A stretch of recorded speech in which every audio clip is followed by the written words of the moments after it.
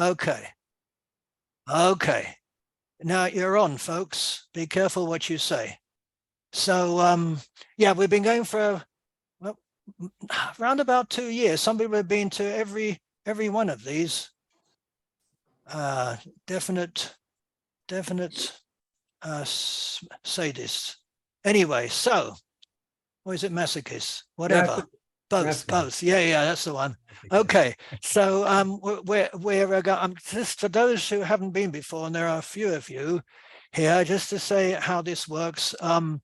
I sort of chat away and introduce the topic, and I do it as quickly as I can, and it means that I leave things out. But somebody told me nobody knows what you leave out, so that's fine. Sarah, could you put on your video, please? Do you mind? Okay. The computer I'm on doesn't have the camera. Sorry about that. Okay. Okay. Are you recording video as well, or is it just audio? What would you like it to be? No, I'm just trying to see it. It's recorded. You're all being recorded, folks. All of you. All the part that you're now exposing will be on. Oh, so you are doing a video and an audio? Yes. Okay. Well, I am not sure I'm too comfortable with this, so I will leave. Thanks. No, don't leave. You can switch yourself off. It's okay. Okay. All right. It's okay. All right. I've seen you. It's fine. It's okay, fine. Thanks. Good. Okay. So, people keep on coming. That means I've got 2 screens. That's very dodgy. Yeah, I got 2 screens. Oh, hi there, Alison. Welcome. Can you hear me? Yes. Yes. Hello. Good.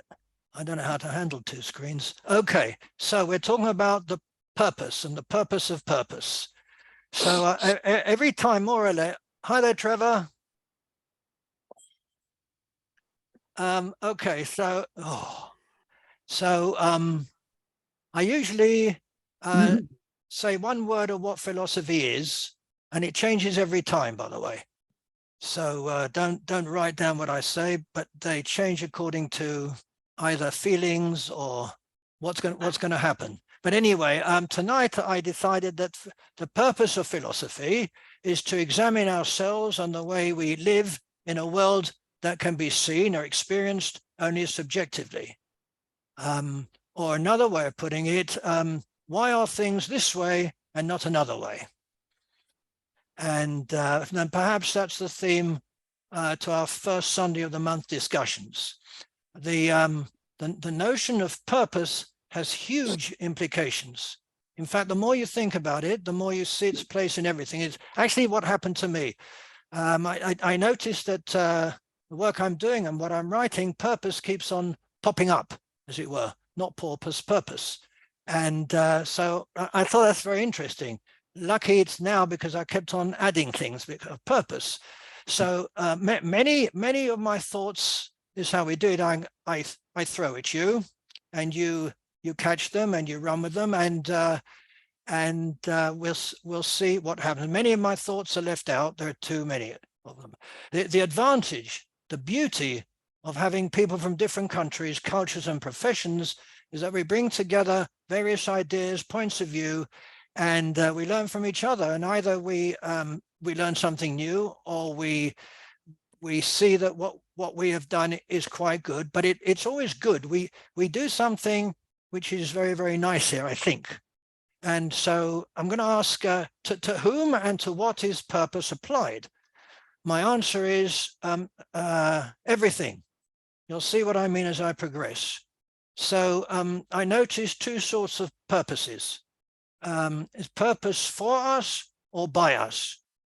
A purpose for us, for example, what it would be a purpose from outside ourselves, by a higher being, God, cult leaders, charlatans. It is for us who are small, vis-a-vis the mighty, the big. Purpose has been talked about for thousands of years. St. Augustine wrote extensively on the concept of purpose, that all things were created by God for a specific purpose, and that human beings made in the image of God, have a unique purpose to love and serve God. In his work Confessions, Augustine reflects on the role of God in guiding individuals to their purpose, which included the importance of living a virtuous life. We'll see a virtuous life later by not religious people. So what about purpose by us, which is what I'm actually going to talk about? It seems to be akin to free will, if you think about it, but is it? Free will is seen to have happened, and it did so because we were free or had the choice to will it to happen.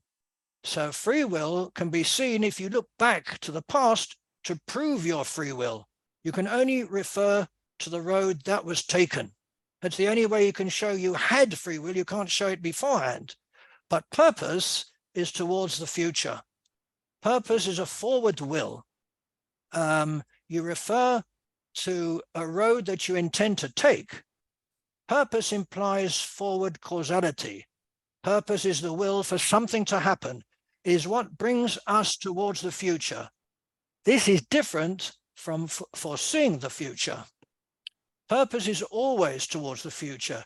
But it is, in a cold way, materially useless or unreliable, since we never arrive at the future, never arrive at the future. I'll talk about if anybody can argue with me on that, they usually do. But the future itself has to be related to something that happened in the past. The future on its own doesn't mean anything if it doesn't refer to what has already happened. So purpose is not enough to make things happen. You can get away with purpose not being fulfilled. Purpose is the joker in the pack. It always works. It always works. Is everything purpose? Can there be non-purposefulness? In the context of science and natural phenomena, it is possible for there to be things that ostensibly do not have a purpose. For example, natural disasters such as earthquakes or volcanic eruptions may not have a specific purpose or goal, but are simply the result of geological processes. But can we not say that the purpose of a volcano is to break free from pressures that are built up? Similarly, certain physical phenomena such as the random movement of particles in a gas or the background radiation present in the universe may not have a purpose or goal in the traditional sense. So, 1 minute, there are so many people without cameras. I'm sorry, you need to put your cameras on. You really do. Apart from the people that I have given dispensation to. So, Lisa, Daryl, good. Thank you very much. I'll tell you later why I want it. Lisa, Alex, and Alison, I saw. Mahbub, are you back? Please everybody, please put your videos on. It's much nicer. It is more sociable, etc. Is that okay with you? Yes, more or less. Okay. Now let me ask, does chaos have purpose? It has a result, but did it have purpose? Does randomness have purpose? We would say no. But in retrospect, the result, we tell ourselves, did have a purpose. It's like adding human reason to patterns, like clouds or a face on the moon. This is connected to how central we think we are. We can ask, does the universe have a purpose? Which is asked a lot in science for some strange reason. At first glance, to claim that the universe has a purpose seems to point to a creator who does have a purpose. But scientific materialism has it that we live in a meaningless material universe that wasn't designed by anyone and therefore has no purpose. But there is a major problem. Humans do seem to create meaning and give purpose to their lives. So how do we make sense of the existence of meaning in a meaningless cosmos? It is a version of the so-called hard problem of consciousness. Equivalent question being, where does conscious experience fit within a universe made of nothing but atoms in the void? And philosophers have been puzzling over it ever since a scientific description of the world became the default.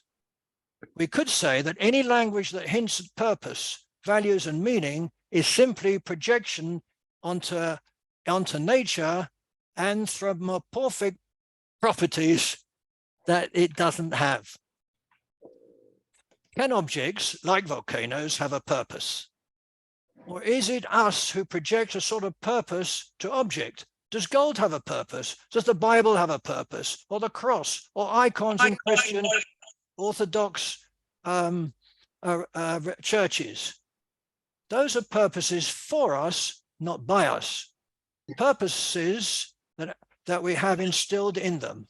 My view, folks, is that the supreme purpose of humans is to survive. I'll come back to that. But we often hear the opinion, even of physicists and cosmologists, that the universe is here and that therefore there must be a purpose to why it is here. And this is a theological statement, isn't it? Definitely an anthropological one. God, I can't say that word. Anthropomorph thingy word one. In fact, purpose can be applied to humans only. Everything that has purpose, as seen by us only as we see it. Purpose cannot be objective since people have many different purposes. Even if I say that the purpose of humans is to survive, this is not the purpose of all humans, as some actually commit suicide. And so it is in essence a subjective point of view. Purpose is the reason why we do what we do. Intention focuses attention to make things happen. Purpose is usually thought of as intention, but there is retrospective purpose that turns out to be a retroactive intention. Look at the jobs that people had 100 years ago. If it had been predicted that those jobs would not exist 100 years in the future, the prediction would not have been that the prediction would have been that there would be mass unemployment. But that was not the case. New jobs were created and brought about technological advances. That is retrospective purpose. But it was not the purpose at the time. Similar to AI today, that is causing jobs to be lost, but that is creating jobs that didn't exist before. We can't even think of them, actually. This is purpose to change the past. A strange purpose if you think about it. The past has happened. So the purpose is not to deny that something happened, but that what happened now fits what we now know did happen. An example is the current effort to take away the symbols of a wrong, evil past, statues, literature, films, woke purpose, washing away the baby with the bathwater. People are still coming in. Goodness me. I thought we were going to close the doors. Lock the doors, Debbie, lock the doors. This is similar to whiting out photos of people who are no longer in vogue. Example, what was done in the Soviet Union. Purpose, though, is not open-ended. It has to be constrained within physical possibilities. If my purpose is to jump up to the moon, that is patently ridiculous, unless you think that sometime in the future it will be possible, in which case I have quite a good purpose. So let me ask, does art have a purpose? Does life have a purpose? And I maintain it is not art that has a purpose, but that artists have a purpose manifested in their art, to express the artist's emotion or ideas, to communicate a message, or to simply create something beautiful. The artist's purpose may fall on fallow ground. Is the artist's purpose fulfilled if it doesn't work, i.e. works only for the artist? But of course there's no end result, since each result is perceived subjectively, and this applies to the arts in general, including music, literature, etc. On the other hand, art does seem to have a purpose. There are churches and there's art for God. The progression of art from an objectification of God to realism, which man looking at nature, to modern, say Constable Turner and their fuzzy images, Picasso with his cubism, which allows us to interpret art, to conceptual art, where we have to think, i.e. make our own art intellectually. So while the human was ostensibly taken out, it was actually placed into the corner of creativity. Man again became king, or God if you want. But as far as the Copernican principle is concerned, i.e. that we are insignificant, a minute nothing within the huge cosmos, if that is the feeling, then our purpose doesn't cost for much, does it? Religion has purpose of being good, moral, ethical, but so do atheists who don't need religious belief to be moral. Atheists see the value in the solitarism of the individual, unencumbered by religion, and resistance against the totalitarianism of the kingdom of God. Kant came to the conclusion that religion must fall outside the scope of a theoretical reason. So instead of atheism or agnosticism, Kant advanced a novel philosophical theology grounded on the needs of practical reason. So Kant believed that the ultimate purpose of human existence is to achieve a state of complete virtue and morality. He believed that by living a virtuous and moral life, individuals can attain a sense of inner peace and fulfillment, which is the highest good. So note how similar to Augustine that was, but without God. That's interesting. The purpose of magic is to fool people. Once you know how it works, the magic disappears. It's the same with religion, if I may be so bold to say. Did any of you see White Lotus on television by any chance? I did. Yes. Great. Well, I think so. I think it's wonderful. But anyway, why I mention it is there's a scene there where Portia, the young worn-out assistant to one of the hotel's super rich guests, complains how technology has ruined going on holiday. She says, "I feel like there must have been a time when the world had more, you know, like mystery or something. And now you come to somewhere like this, Sicily, and it's beautiful, and you take a picture, and then you realize that everyone has taken that exact same picture from that exact same spot." The insignificance of purpose, that is. If it's the same as lots of others, what is its point? There are many examples of purpose in literature. Some authors may use literature whose purpose is to express their own emotions or ideas, while others may use it to communicate a message or to comment on society. Literature, writers. For example, George Orwell's 1984 criticizes totalitarianism and warns of the dangers of government control. Similarly, Dostoevsky's Crime and Punishment explores the nature of morality and guilt. But what do we mean by literature?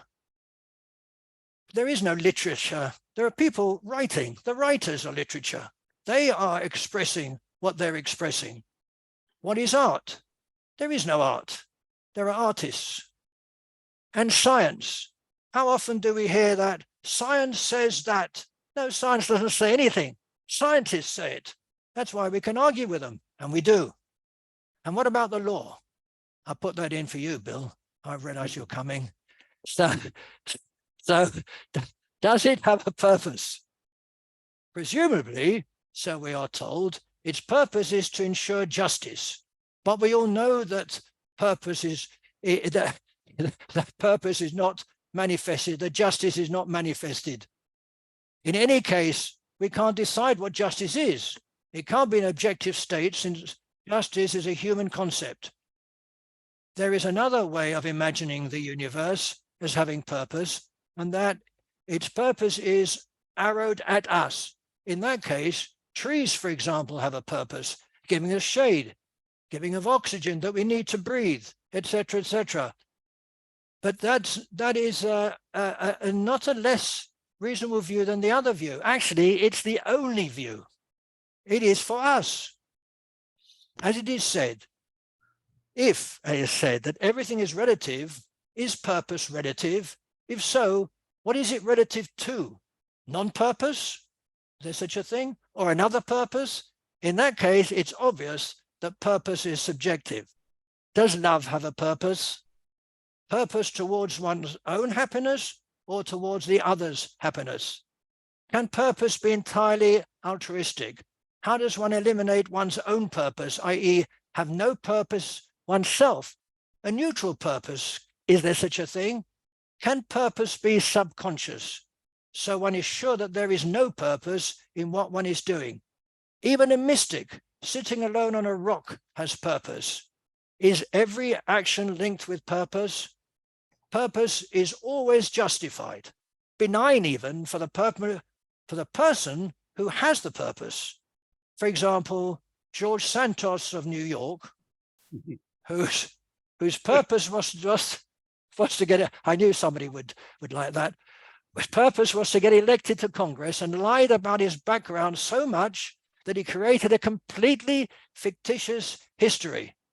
Have we arrived at a time of great liars whose common denominator is purpose as the be-all and end-all? In politics, these sort of people abound.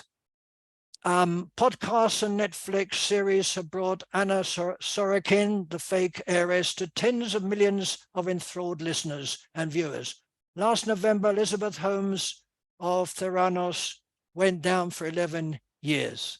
The dark side of purpose is apparent all the time on social media sites where identities are changed as a matter of course. We have been talking, by the way, as you notice, about purpose from the human point of view. But how can anything not be from our point of view? So we're standing on the shoulders of giants, are we not? That's how it's always worked. The tree of knowledge is the tree of human knowledge. It creates more trees of knowledge. But can it go beyond that?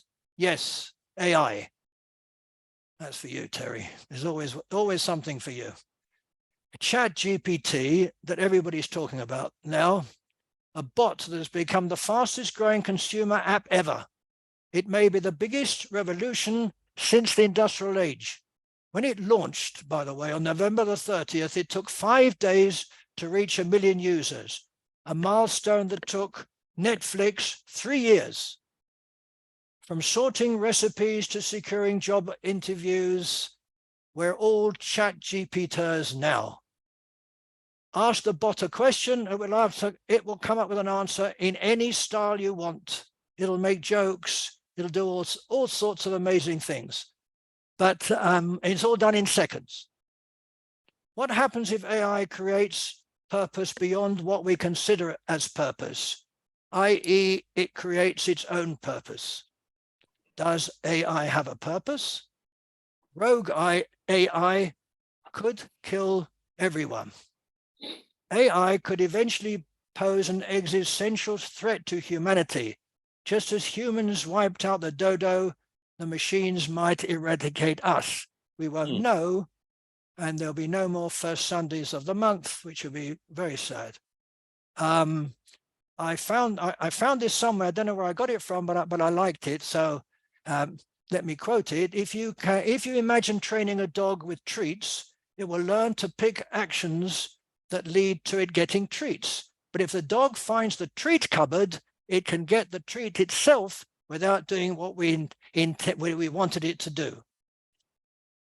Sasha. So, pardon?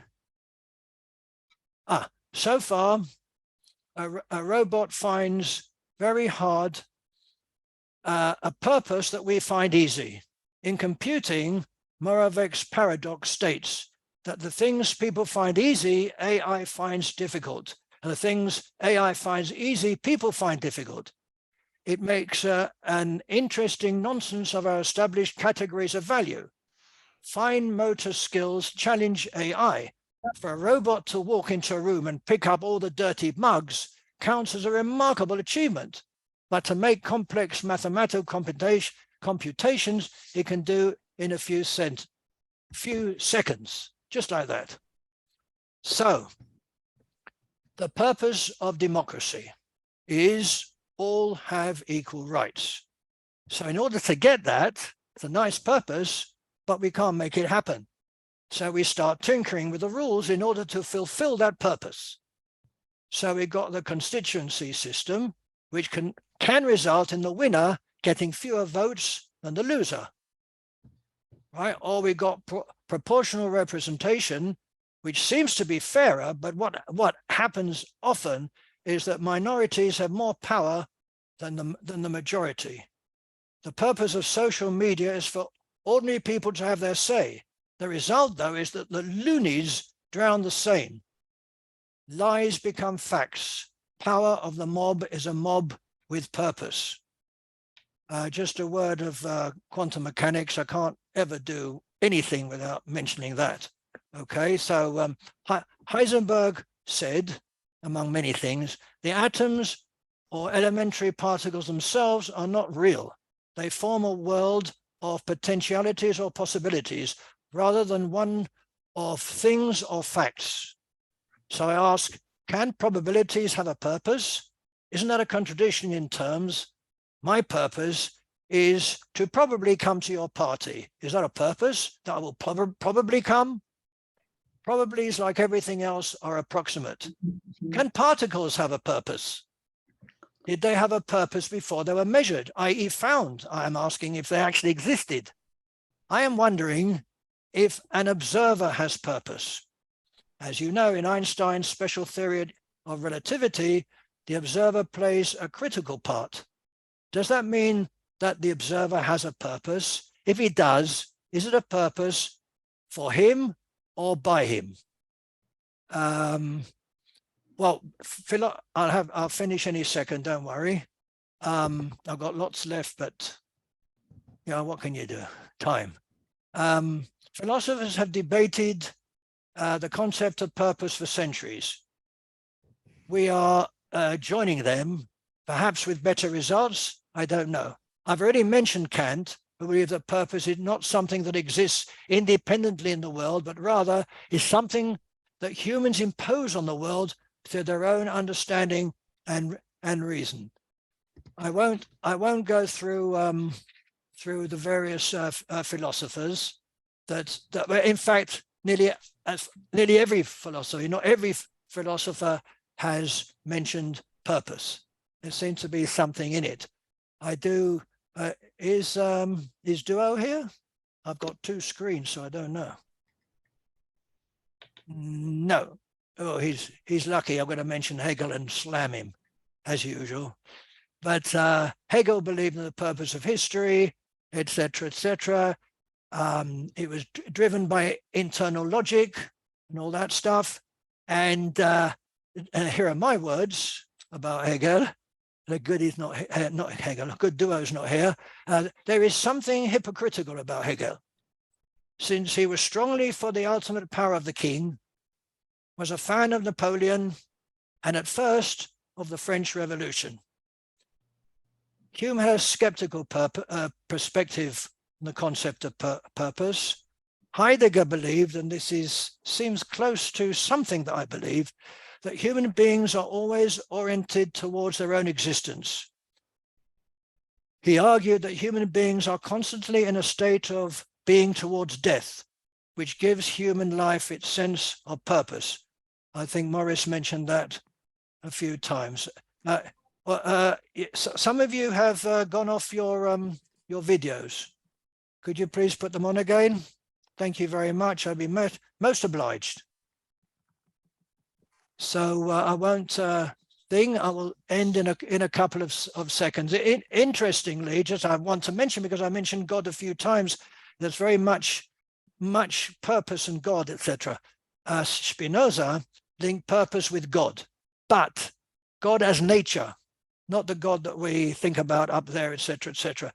Nature, which everything in the world was part of. He believed that all things have a purpose, which is determined by their place in the natural order and their role in the larger system of the universe, and that the purpose of human life is to understand and participate in this natural order and to come to an understanding of our own place within it.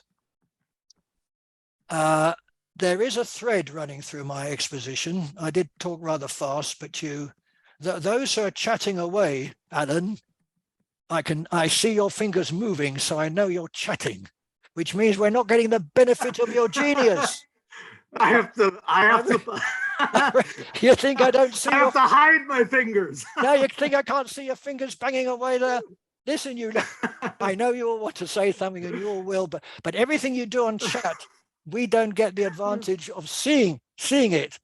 So Alan, hide your fingers. So there is a thread running through my exposition, and that is the observer, the human being. Things can't have their own purpose. If there were no observers, what would it mean for anything to have a purpose? The question is, would there be purpose? I maintain, then, that existence is contingent upon purpose. There are hints of Heidegger on there and Sartre being in the world. So what is the purpose of purpose? Existence. I'll leave you with that light thought.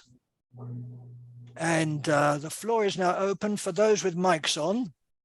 I will punish you lot who don't have their mics on. Because it's really very sociable for you to have your mics on. So anybody wants to say anything, you can argue with me, but usually people I would do. like to say some things, if that's okay. Hang on. You've got a little yellow hand so that I can see who's first. So you got down there, what's How it do called? we do that? How do you do that? It's reactions. Reactions, that's it, reactions. Press Oh, okay. reactions, you get a yellow hand. And Okay. I can see that. I can't see any yellow hand actually. Who pressed it? Well, I've got one up, and I think there's Yeah. a whole lot of people, but I can't see their names offhand. Michael's got one up. Oh James no, I'm got sorry. one I'm up. sorry. It's my fault. I've got two screens. We've got so many people today. There's a great purpose in this, obviously. There is that. Purpose from above. I now can see the hands. I've got you. Richard, go for it. Okay, once again, and this is not a criticism, but you're asking for a gut. You're asking for a grand unified theory. You're bringing everything in. When you mention purpose, this brings causality in as well. This brings in, are we looking at biology where we could say it's evolution? Are we looking at system theory where we could say that basically we're creating more and more complicated systems? If you look at it as order and chaos, we're trying to create order out of chaos all the time, and chaos is always trying to do the opposite. If you look at it as theatre of the absurd, or théâtre, however you want to describe it, the whole lot is meaningless. We put the meaning there, but in fact, whatever we do, we can't create meaning. We just exist in chaos, if you like. So therefore, the whole thing is artificial. To me, I think the purpose of life is to try to have friends, to be good to other people. I'm sounding really crap by saying this. No, it's okay. You're sounding like Kant. It's okay. But I would say, oh, look, in my life when I was young, there were some women who were really nice to me. I mean, it didn't have to be sexual, but if I blew into town and needed a bed and some food for the night, they would always give me somewhere to stay, you know. Then I've got some friends in Australia, and it will be mates who you can rely on. The idea is that this is humans as social animals. It's no idea of order or purpose from outside. It's just that the way we react, part of it is, the way some of us react.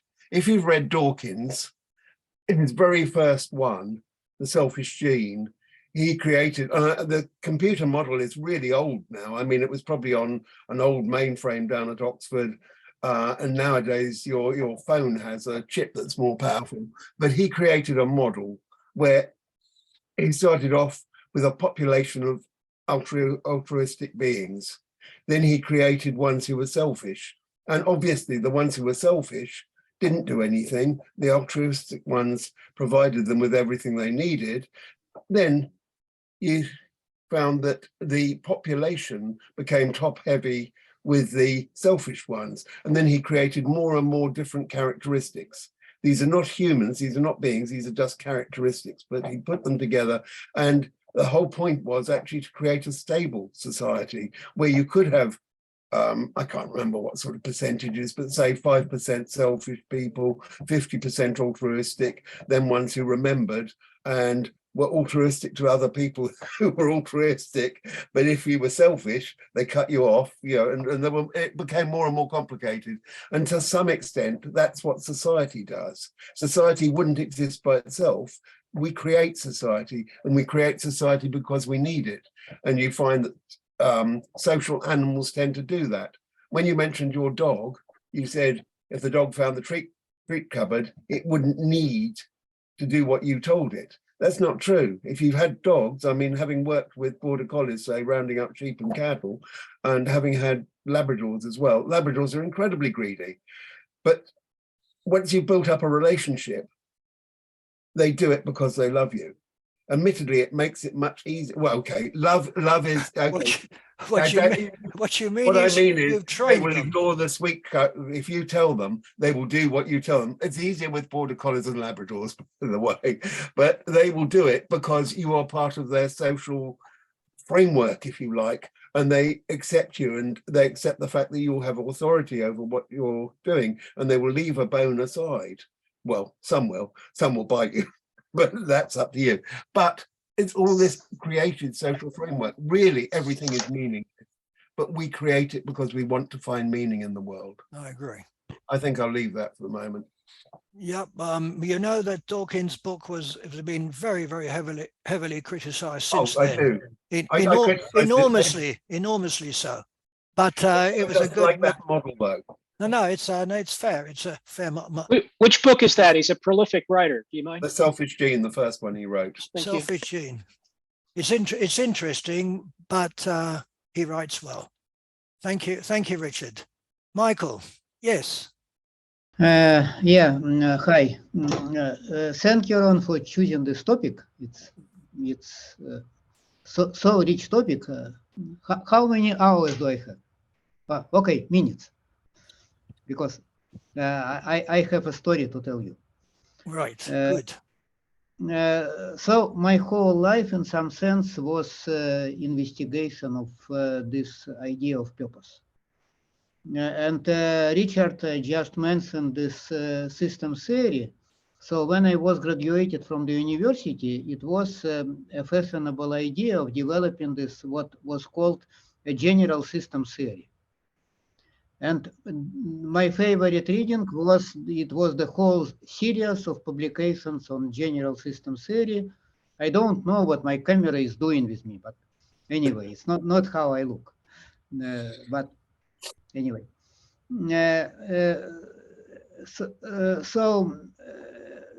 surprisingly, it was translated to Russian. And I live in the United States now, but I'm originally from Russia. And one of recurring themes in this research on general system theory was to explain what is called teleological behavior. So how it happens that the systems behave like they have a goal, they have a purpose, or even the system itself feels like it's trying to achieve this goal or purpose. This was, I was young and ambitious, and this was, I set my eyes on developing such kind of this theory. And of course, I failed to develop the mathematical theory that was sort of this stated goal of this research. But I am in a good company because as far as I know, no one actually could achieve this grand unification as a mathematical framework. But I developed some sort of philosophical framework in several years, and I had even a couple of publications, but it was in very obscure some series published by the Ural State University in Russian. I don't think that many people read it. But anyway, I still think that the basic idea is valid of understanding this. And the basic idea is selection of states. What evolution usually, how it's expressed is that sort of selection of systems. Selection of most fit organisms or populations or genes. But the more general concept is selection of states. And this can be captured in mathematical concept of attractors. So every system that we know, that we can perceive as a system, as something relatively stable, it has at least one attractor. So one state or set of states that can only translate into each other. So all other states, they are dying. They are not stable. So only the states within these attractors can survive in the sense that they remain. And this, Ron, goes very closely with your notion that the purpose is survival. And so maybe you implied that human purpose is survival. But this is true for every system. Because if a system did not have this attractor, it would not be a system. We would not be able to observe it as a system. It would be something still. For instance, plasma, which is notoriously difficult to stabilize. And we don't call it a system. It's a state of the matter, but this is not a system. System is something relatively stable. And it is only stable as long as it has this attractor and it can achieve or maintain this attractor despite this chaos, despite all these internal and external factors that undermine its stability. And there is an interesting disconnect between what is good for a system and what is interesting for observers of the system. For the system, it's good to survive, that is to maintain its stability. For us, whether we are scientists who are trying to understand the system or whether we are interested as maybe writers who are trying to describe people or just what we want to watch in the movies is anything that undermines this stability of the system. This is what makes it interesting for us. And this is what made it interesting and still makes it interesting for me as a scientist, to study the situations when system is not stable, when system stability or system's goal is challenged. This is what makes a drama for us. This is what makes life interesting. When this survival or achieving our goals is not guaranteed. This is just a couple of thoughts, and I don't want to use much time, but it's Thank you. it's very interesting.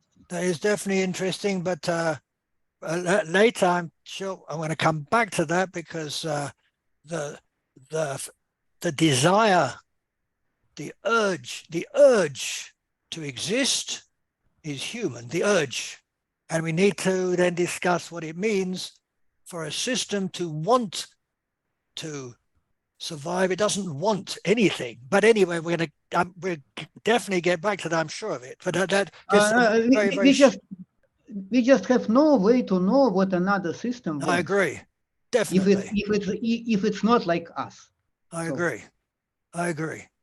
So, may I have your permission to switch the orders for a second, because Eric is new, has not been with us, and I think I would like him to talk, because is that okay with everybody who's waiting in line? Even if you say no, it's going to happen. So, but I'm going to ask you because I'm very polite. So, Eric, welcome, and have your go. Okay, and thank you so much. I feel I better have something important to say now. I feel, but anyway, this is wonderful, and thank you. I have so many ideas. I'm not going to be able to share all of them, but a couple things came out in my mind. I love all the things that you guys have touched upon in your introduction. And is it Ron? You mentioned about something that I guess we're all thinking about this, the chat bot. You've talked about, this thing I just heard from a fellow, I've forgotten your name, but about stability. That's something, stability of systems, these things have come in, but it seems to me that there's been some new information about consciousness that hasn't maybe filtered down through everybody yet. Some of you, I'm sure, have heard of it, but there's a couple people, I don't know if you've heard of them or not, I can't remember the name, but he's talked about the hallucinating mind. Have you heard about that phrase before? Yeah, somebody's what was it? Yeah. somebody's trying to get, so in a nutshell, Andy Clark. it could be, the name, there's been a couple people that have shared it. One person has been very big advocate of it and has been very vocal, but he's not the one that I don't think he's the one that's actually been the first to think about this. But so the real thought is is it from a person who hasn't really advertised it, but it has been coming out and it hasn't gotten a lot of traction, but for me, it has gotten a huge amount of traction. And the idea behind it is that our brains are not, there is no separation between our, it's not like there's an external world and and then we have our brain. What we really have is the universe is in our brain. Everything we know is just our consciousness. And this idea behind consciousness, actually, I said that a little bit wrong. It's not that there isn't an external world. It's just that we can't know anything about that external world. Or that what we think we know about it is really nothing more than an association between a hallucinating brain and evolution. So an example of that would be that our brains just hallucinate, and it just has this power, this thing that's come from nature that causes us to feel things. We see color, we hear sound, we have motivations, which ties in with our topic today, which I'm going to get to. But the idea is that our brain isn't telling us anything about the external world. It's just making associations. It's constructing things in this hallucination that helps us survive for whatever reason. So the reason I bring this, I don't know if that made sense to you guys or not, but the reason I brought that up is that it seems to me that purpose has to do with something that is in us, that we didn't ask for. Nobody asked to be here in this plane. No one asked to have consciousness, at least as far as I know. And so these feelings we have, these motivations we have to have come from some other place, and there was no intervention by us to cause that to happen. So if you want to talk about purpose, we have to talk about something that is beyond our beyond our I don't know about grasp, but it's out of our control. We were given our purpose, and I know that may sound a little kind of religious in some ways, but I think that if you look at oh God, what was I going to say about that? All this stuff that we're doing about learning is really learning about our own brain. That's another way of saying what I was talking about. Anyway, I'm getting a little bit off track, but I'm going to try to get back on track for a second. And if I forget, I'm going to give up my spot, if you don't mind. But there was something else. I tell you what, I'm going to go. It's okay. You're going to come back anyway. Everybody will keep on coming back. Can I add one more thing then? Yes, yeah, definitely. I did get off track. I do that often. I do get back. But anyway, I think it's also important to bring up the idea that there's different definitions of purpose. So if we're going to talk about purpose, we have to make sure we're focusing on, at least, agreeing on what we're talking about. So two parts of purpose that came to my mind when I heard your introduction and what people are talking about is that there is a purpose which is comes from, that's kind of, we apply our meaning to it, but it's really outside of us. It's a purpose, and I think you alluded to that. It's a purpose of like conflict. It's a purpose of something of things coming into like cause and effect. So a purpose might be like, why does the sun shine? And so trees can grow, that kind of thing. It's not really a purpose. It's a cause and effect. So that might be one way of looking at purpose. It doesn't have to do with feelings. It doesn't have to do with emotions, but we apply a kind of feeling and emotion to it. And I would suggest that we would want to veer away from that kind of discussion about what purpose is, because to me, that doesn't go very far. But the other purpose has to do with motivation. And that goes back to what I was saying before. It seems to me that science and all the systems that we were talking about, and you mentioned that systems can't, think, they don't feel, but then we said, well, we don't know, we can't know what's on the other side of systems or whatever. But it seems to me everything comes down to this idea that there's something in us that is a feeling, and we didn't ask for it. And because that's the starting point for everything, it seems to me. And I think, one last thing is that I kept hearing the comment that everything is meaningless and we put the meaning into it. And yes, I agree with that, except, and this goes back to that hallucinating mind thing, we're here. We are a part of the universe. And this is something I've been wrapping my head around with just recently that's driving me nuts, because you can say that nothing has meaning and that we put the meaning into it, but are we not part of the universe? So we are here, and this is the universe, and it has this meaning.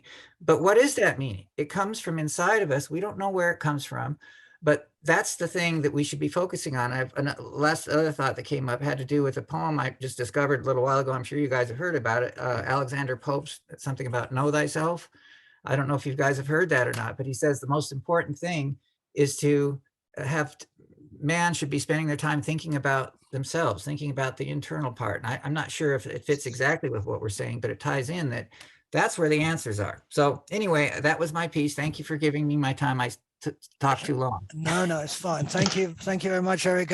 You asked the universe is here, so are we part of the universe? To which I will answer, no. The universe is part of us. Okay, I think that I will leave it at that, because if I start on that, I'll be at it for another hour. But okay. that will give you a hint of where I come from. Okay, thank you. And I think Roland will have a lot more to say on that. So okay, now we're going. Thank you very much, Eric. Thank you. Thank you. Now we're going to go back to the order, and we come to James. Oh, thank you. Yeah, that was wonderful to see everyone, and including you, Ron. This is just a great start for a very important topic. My feelings is that purpose is always relative to necessity, and I think I liked what Michael was talking about. This kind of like it was a little bit of a logical positivist interpretation of the subject, but I think it does make one think in a different way, which is good. And I think it relates back at the end. He finally brought it back to the human subject, which I think is your interest, Ron, and that and I think what he was actually what you actually meant, Michael, was that what becomes interesting in understanding systems theory in terms of purpose is it's what makes life interesting is meaning. So in other words, to us, purpose is interesting of everything. Purpose of anything is interesting in terms of what it means. So I think a lot of this comes down to that idea, that if we have purpose, we have a specific meaning that we assign either to existence or we assign it somehow to existence. And a lot of people have commented, this has to be have something to do with that. Everything has a desire to exist, right? And I don't think it falls exactly that way. I would say that everything, that's tautological, in my opinion. I think everything exists because it exists. It's not that everything desires to exist. It's just simply things exist, and some things stop existing, other things go on existing. But that's simply a product of temporality, you know. And we exist in time and space, and because of that, some things will continue to exist, other things will go out of existence, and to a degree that's predictable, and we can call that part of science. So and it's also part of thinking. Now, this idea of like what we subjectively are interested in terms of purpose, like what would be subjective purpose, well, I think we're really interested in two things.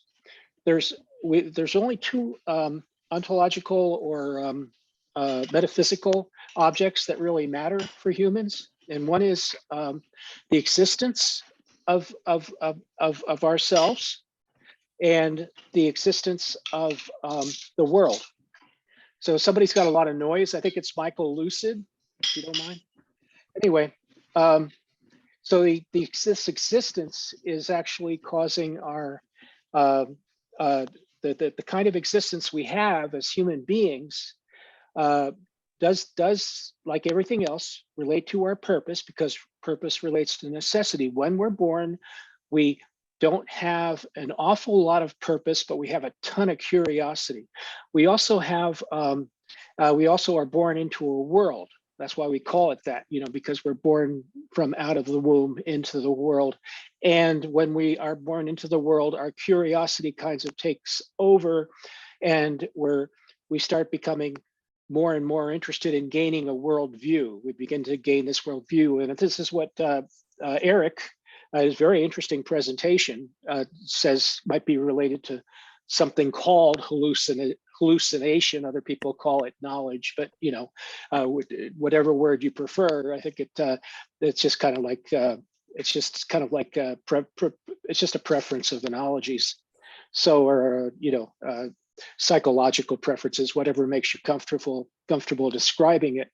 So the worldview is a kind of a knowledge that everyone develops separately from everyone else. So everyone has this whole experience of coming from kind of like just curiosity and being a sort of a human subject into developing a worldview. And the worldview is basically, I believe, just as important as to human beings as their kind of like subjective image, what the philosophers like Kant and Descartes, the rationalist philosophers, called the I. So the I is not so important. It's a psychological discussion, and even Kant admits that. All these things are psychological. These discussions about the subject are psychological. What really matters is the worldview you establish, the meanings you associate with the causal necessity that you perceive, both in yourself and in the world, and the clarity that you apply to existence. And you only have one existence, of course, and the existence that we usually describe, you know, is our own existence. Now we can talk about existence of other objects, because there's lots of other objects. So, and we clarify that by changing the subject in our natural language sentences. We just change the subject and start talking about space, the universe, planets, stuff like that. So anyway, yeah, so that's kind of my opinion on this. Meaning is very important, but it's important because it's important to us. We create it. Thank you. Thank you very much, James. Thank you very much. Now, again, I ask your indulgence. Josh is out there cold, and I really, I think it's wonderful that you're actually doing something. We're all sitting here doing what we're doing, and you're out there and you're doing stuff, and you're new to us. So welcome. And so you can now talk, otherwise you'll freeze in front of our eyes. Well, I'll tell you a dirty secret. I spent the entire winter on these kinds of Zoom philosophy meetups every weekend, walking for 4 or 5 hours. Everybody who knows me from these these other meetups will affirm that for you. So you know, I've managed to find a way to cope with the cold and thrive in it. And so, having said that, it seems to me that the whole reason that the question of purpose comes up in the first place is because of a certain proximity that many of us still have to all the old traditional dualisms, philosophical dualisms. And one in particular that I have in mind is that the dualism between motivation and or say ought and is, between motivation, affectivity, emotion, values on the one hand, and rationality, objectivity, you know, the factuality on the other hand. I think that so as a result, we ask the question, well, where does purpose come from? Where do our motives come from? Because we start with a certain static image. We have motion, dynamism, affectivity on the one hand, and then we have static isness. The whole notion of existence as a static being, for example, comes from that split. So now, I want to provide an alternative quickly that I want to relate to the models of systems theory, since they've been put forth by Michael Abramson, and Eric also commented on that. Now, it seems to me, maybe I wasn't listening carefully enough, but the model of systems theory, you know, using the sort of the dynamic systems theory with attractors and all that he was laying out, sounds to me, I heard it as a kind of a static, kind of a structuralist notion. That is to say that, you know, there's an equilibrium that is being strived for. So I want to oppose that with a whole range of thinking, recent thinking in a variety of fields that oppose that static structuralism with a genetic structuralism. That is a way of understanding us as a system. All of us in this room, we're forming a dialogical system, right? We've got a little temporary community going on here. But rather than looking at that as a static system, if we were to look at it the way that, for example, Piaget does, he argued that, for example, an organism is there not to exist, but it exists in order, it has a particular way of functioning. And functioning means it's a part of a system with its environment. So for us, we're part of a system with a social environment. There's a particular way in which we function. And so what we're preserving is not flat existence. It's a certain dynamic of interaction that we're trying to preserve. Now, at the same time, the nature of a living system is to make changes in itself. It is not to represent a static world out there. It is to make changes in itself. So when I talk about us being as a part of, you know, understanding the world in relation to a kind of a system that we're involved in, this is a system that is continually changing within itself. So what we're trying to do as living beings isn't to maintain a static equilibrium, but it is to adapt ourselves to a continuously changing world in order to maintain a certain normativity, a certain normative consistency. So let me put that in, you know, translate that into more, you know, basic terms. Is that this is where you can put together affectivity and emotion and values on the one hand, and you know, and the facts, the supposedly cold hard facts of the world on the other.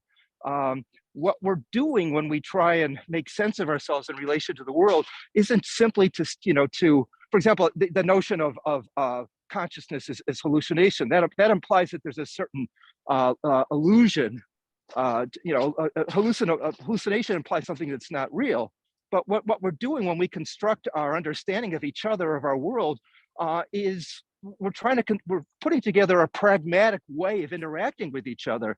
So it's not a question of whether it's true or false, an illusion or reality, a hallucination or the actuality of the world. It's a question of how it pragmatically works for us.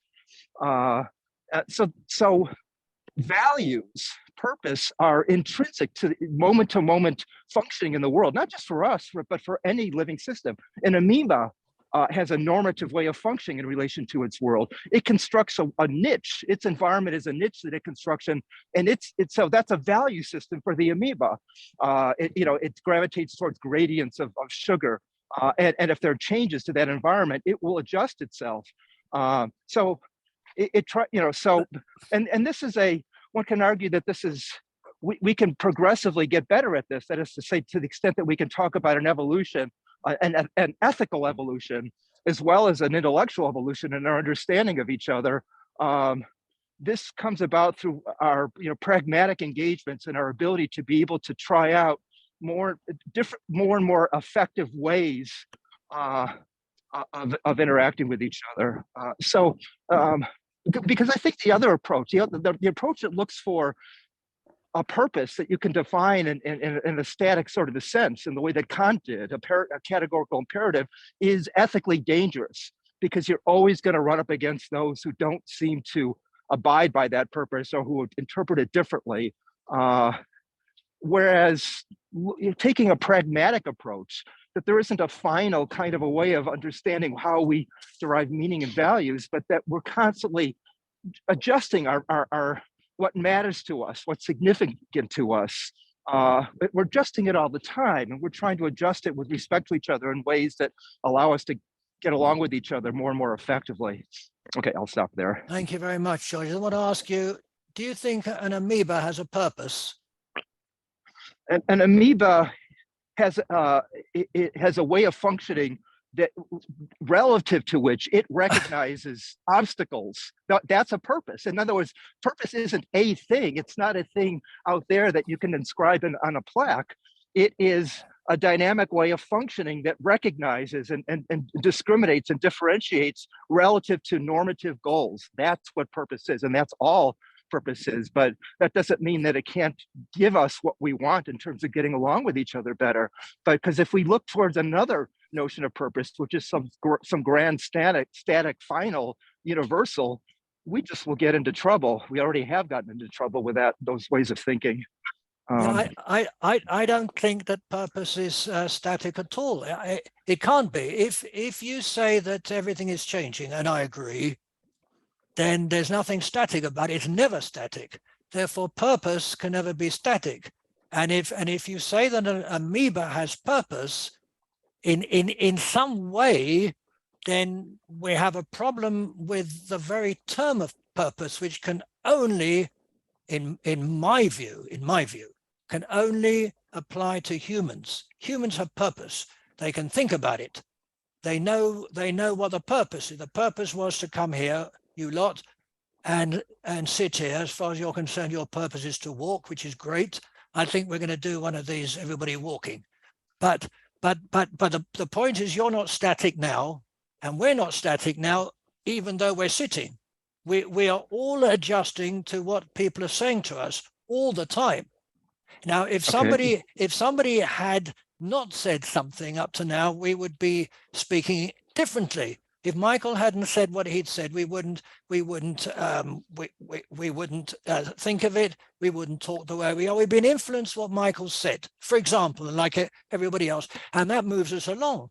We are never static. We can't be. But the notion that things have purpose goes against my whole Weltanschauung. It's very strange. And hallucination, there are two people that talked about hallucination, you and Eric, right? So hallucination implies that there is something real that we're hallucinating about. Now, what is that real thing that we don't get to? How is there a real thing that we're not part of? Why is that real if we're not part of it? I've always been bothered about hallucination as if that's a thing. And that shows, it doesn't show anything. It just shows that we think there's something beyond us, which is somehow better, I put in inverted commas, than what we are seeing. But perhaps what we are seeing is it. This is the world. We are in it here. And if we want to change our minds, which is okay, but that is where we will be then. But it doesn't make it any better or worse or not real. The whole point of reality is where we are, I think. So You have something to share about that when I get a chance again. okay, you will.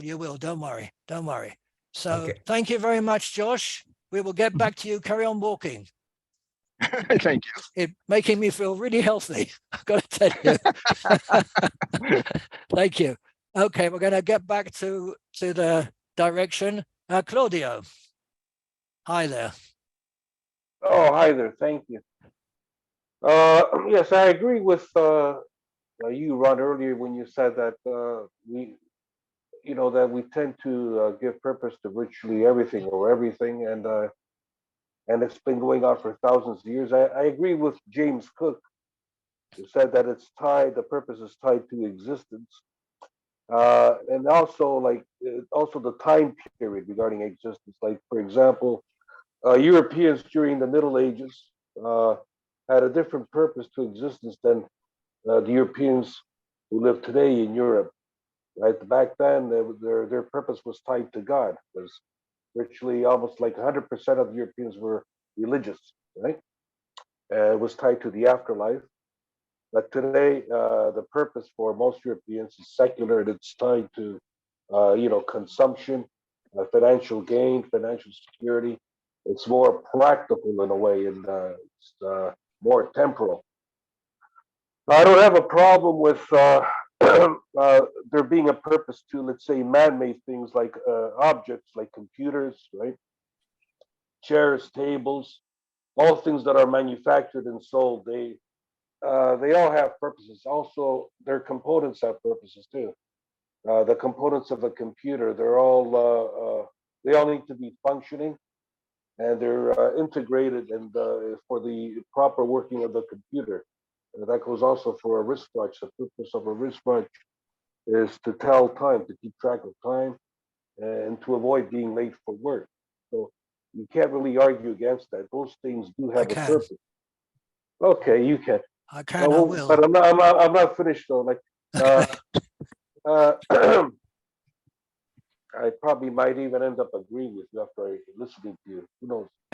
But the problem will arise when we start attaching purposes to natural things or natural phenomena that pre-existed Homo sapiens, right? For example, if we start attaching to our natural environment, the natural environment today, we know that for a tiny percentage of the world population, like CEOs of major corporations, the purpose of the natural environment, the ecosystem, is to exploit, deplete, and pollute for profit, right? And in order to sell their products. So it's to make the rich CEOs even more wealthier, right? And but also we're also contributing to that purpose. Subconsciously, that is also our purpose, is to exploit the environment, because we are consuming the products and services of corporations. And also, there's people. There's also purpose to evolution. Evolution, we know, if we look at it scientifically, there is no purpose, right? Things could have turned out differently. Instead of Homo sapiens arriving as intelligent, it could be some other entity. But according to theistic evolution, there is a purpose to evolution, right? And which began 4 billion years ago. It's for our benefit. It's for the Homo sapiens to evolve, because they believe that they found an organism, which is the bacterial flagellate, whose irreducible complexity points to an intelligent designer. This, despite the knowledge that 99% of all species that existed, they suffered and they died. They became extinct. So you're giving a purpose to something that has been in the past shown to be cruel and cause a lot of suffering and extinctions, right? Mass extinction. And one other thing, there's another example where are attaching purpose to things that are natural shows that we are, anthropocentric and narcissistic and greedy. For example, the purpose of the lower animals, for example, pigs and cows. For a lot of people, it's the purpose for them is to slaughter them, right? That's why we have slaughterhouses for cattle, where they are butchered to pieces with a purpose of human consumption and for profit. But we know that's not the purpose of lower animals. And Ron, finally, you mentioned the universe, right? It's for 4.5 billion people around the world. So that's more than 50% of the global population. The purpose of the universe is to glorify God, right? And however, for politicians, for many scientists, because we live in a capitalist world, right? Remember what James Cook said, it's for our existence, and we exist in a capitalist world. So the purpose of the universe becomes to colonize it and to exploit it. But that could also has some benefits because it provides a survival advantage for the human species. Because eventually the sun will die, and we'll have no choice. We need to colonize the universe, you know. And also, I find this the most disturbing. Well, among the most disturbing. For again, this is the purpose for more than 4.5 billion people around the world. They found a purpose for death. So for more than half the people in the world, the purpose for death, it's because it leads to an eternity either in heaven or hell. An eternity, and for the most majority, it's for hell to suffer an eternity in hell, according to more than 50% of the global population. They believe that the purpose of life, for the vast majority, no, the purpose of death, for the vast majority of people, is to live an eternity in hell. So I find that very disturbing, and I see that as being anthropocentric and again narcissistic, where only the elite will make it to heaven, an eternity of happiness and bliss, and so that's all I wanted to say. Thank you. Okay, thank you very much, Claudio. I was quite persistent in saying that there's a difference between purpose by us and purpose for us. I think you'd have a very hard struggle to explain the purpose of a watch for itself. The watch doesn't have a purpose for itself. It has a purpose for us, right? So we have to be very careful. Otherwise, everything has a purpose, and everything, as I said, as I try to put forward, that everything that has a purpose for us. Otherwise, take us away, and where is the purpose? Where exactly is it hanging? Thank you very much, Claudio, and yeah, Terry. Can't hear you. Can't hear you. Terry, can't hear you.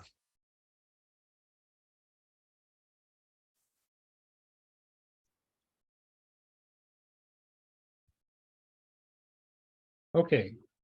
Can you Yep. hear me? Yes. Ron, you mentioned something about survival as purpose, and someone else made, Eric made, or Richard Soloway made some comments about survival of closed systems versus open. I just want to make a comment. I thought that was a very interesting distinction. To me, survival is the closed system. You can survive, it's the shell strategy. You just kind of make something that's very durable, but it doesn't really try to change or be dynamic in the sense that Josh Soffer was talking about. And that makes an interesting distinction because open systems are mostly living systems, entirely living systems you might open, the ones that survive by not just resisting, but actually interacting with the environment, changing, adapting over time. Those are the interesting ones. And at different levels, that does seem to be connected between the difference between purpose and survival. Now, granted, the purpose can be very, like the amoeba example, it can be a very small type of purpose, but nonetheless, it's different from just resisting. A crystal of rock just resists, but an amoeba actually adapts, and that's not the same thing. So I thought that was a very interesting difference that Richard made about closed versus open. In fact, I've got to think about that a little more. That's an intriguing difference. The discussion, but the other point, the discussion about hallucination is kind of funny for me because I have been so much in the AI community that my reaction is like, how can it not be that way? All of the AI systems we do that are interesting these days and I would argue even the table systems actually do this just in a more static fashion. They have to make a model about what they expect is going to happen next. And it's an efficiency issue. It's a necessity in many cases for biological systems. We pretty much have to do that because we don't have time to react by processing all of the sensory information we have in real time. We haven't got the capacity. It's just the neural capacity is not there. But what we can do is hallucinate what we think the world's going to do. I can close my eyes right now and I still see that screen in front of me. I still see the image of it. I still know who I'm talking to. That's in my head. That's a hallucination. You know, the old Skinnerian idea, you close your eyes and everything disappears. That doesn't work in AI. You can't go anywhere useful with it. You have to have some kind of a model, and a model is necessarily hallucinatory in some sense. So to me, one of the reasons why we're intelligent, conscious beings is because we're right on the edge of going crazy. You know, if the hallucination goes in the wrong direction, the models gets more too intense and some focus that's not well attached to reality. Well, we call that insanity. But look at what genius is. What is genius except for somebody going out and proposing some idea that nobody else agrees with, and that others would say, well, no, I think they're wrong, and maybe it is wrong. And in that case, you know, where's the dividing line? So this balancing act of getting a hallucination is pretty good, but not not 100%, allows you to adapt to new things, to look for new things. So it can be misused, it can be used. It has all sorts of interesting advantages, but it always makes life interesting. Survival is just enduring. But open systems that go out there and grab new information and say, hey, how can I survive this new environment? Then you get competition, and you get this whole new dynamics. You get whole little new worlds arriving from this, new discussions, new ideas. That's where you get this adaptive idea that, and again, what Josh Soffer was saying, I think is a good point about the importance of adaptivity when you're talking about purpose. So, yeah, and the other thing is we can't have 100% certainty about anything. It's just a structural issue. Our brains are so big, the universe is a lot bigger. Guess what? We can't model it perfectly. This should not be a surprise. This is a necessity. We don't have the capacity to model everything perfectly, but we're fortunate the universe gives us all sorts of angles and directions, like throwing a ball, where things seem to work pretty consistently. And we use those, but they're approximations. So in that sense, they're, you know, as Ron is fond of saying, everything is approximate, but that's one of the reasons why it has to be. Unless we are the universe, we can't model the entire universe. So it's going to be tricky to do that. So a little bit of built-in humility is a very helpful thing when we're leveraging our little hallucination and going by with that. I don't know if hallucination is the best word, but certainly sophisticated modeling. I can't believe our brains are capable of dreaming without the ability to dream to have a purpose or something like that. That it's actually part of the architecture on how I can close my eyes, still see everything. It's probably the same mechanism that I use in dreaming. Well, and I will leave it at that. Can I? So I'm going to ask you a weird question, right? Okay. So you close your eyes and you can still see everything, everybody here, right? No problem. You open your eye. Wait a minute. Wait. Now you open your eyes and there's nobody there. So you say, yeah, but I know there were. So you phone me and you say, Ron, were there people there? I said, no, there weren't. You say, oh my God. So so I just want to know about this hallucination business. It never quite made sense to me. Where is the reality in that? Did you see it? Did you not see it? Did you think you saw it? Did you imagine you saw it? And why? And what was your purpose in closing your eyes? Okay. What was your question there, Ron? I don't know, but I just realized that your thing with closing your eyes doesn't work. Well, yeah, because you know, I can be wrong. I can close my eyes, open back up, and I don't know if you were wrong. How do you know you were wrong? Maybe you were right. Maybe I'm just having you on when you phone me.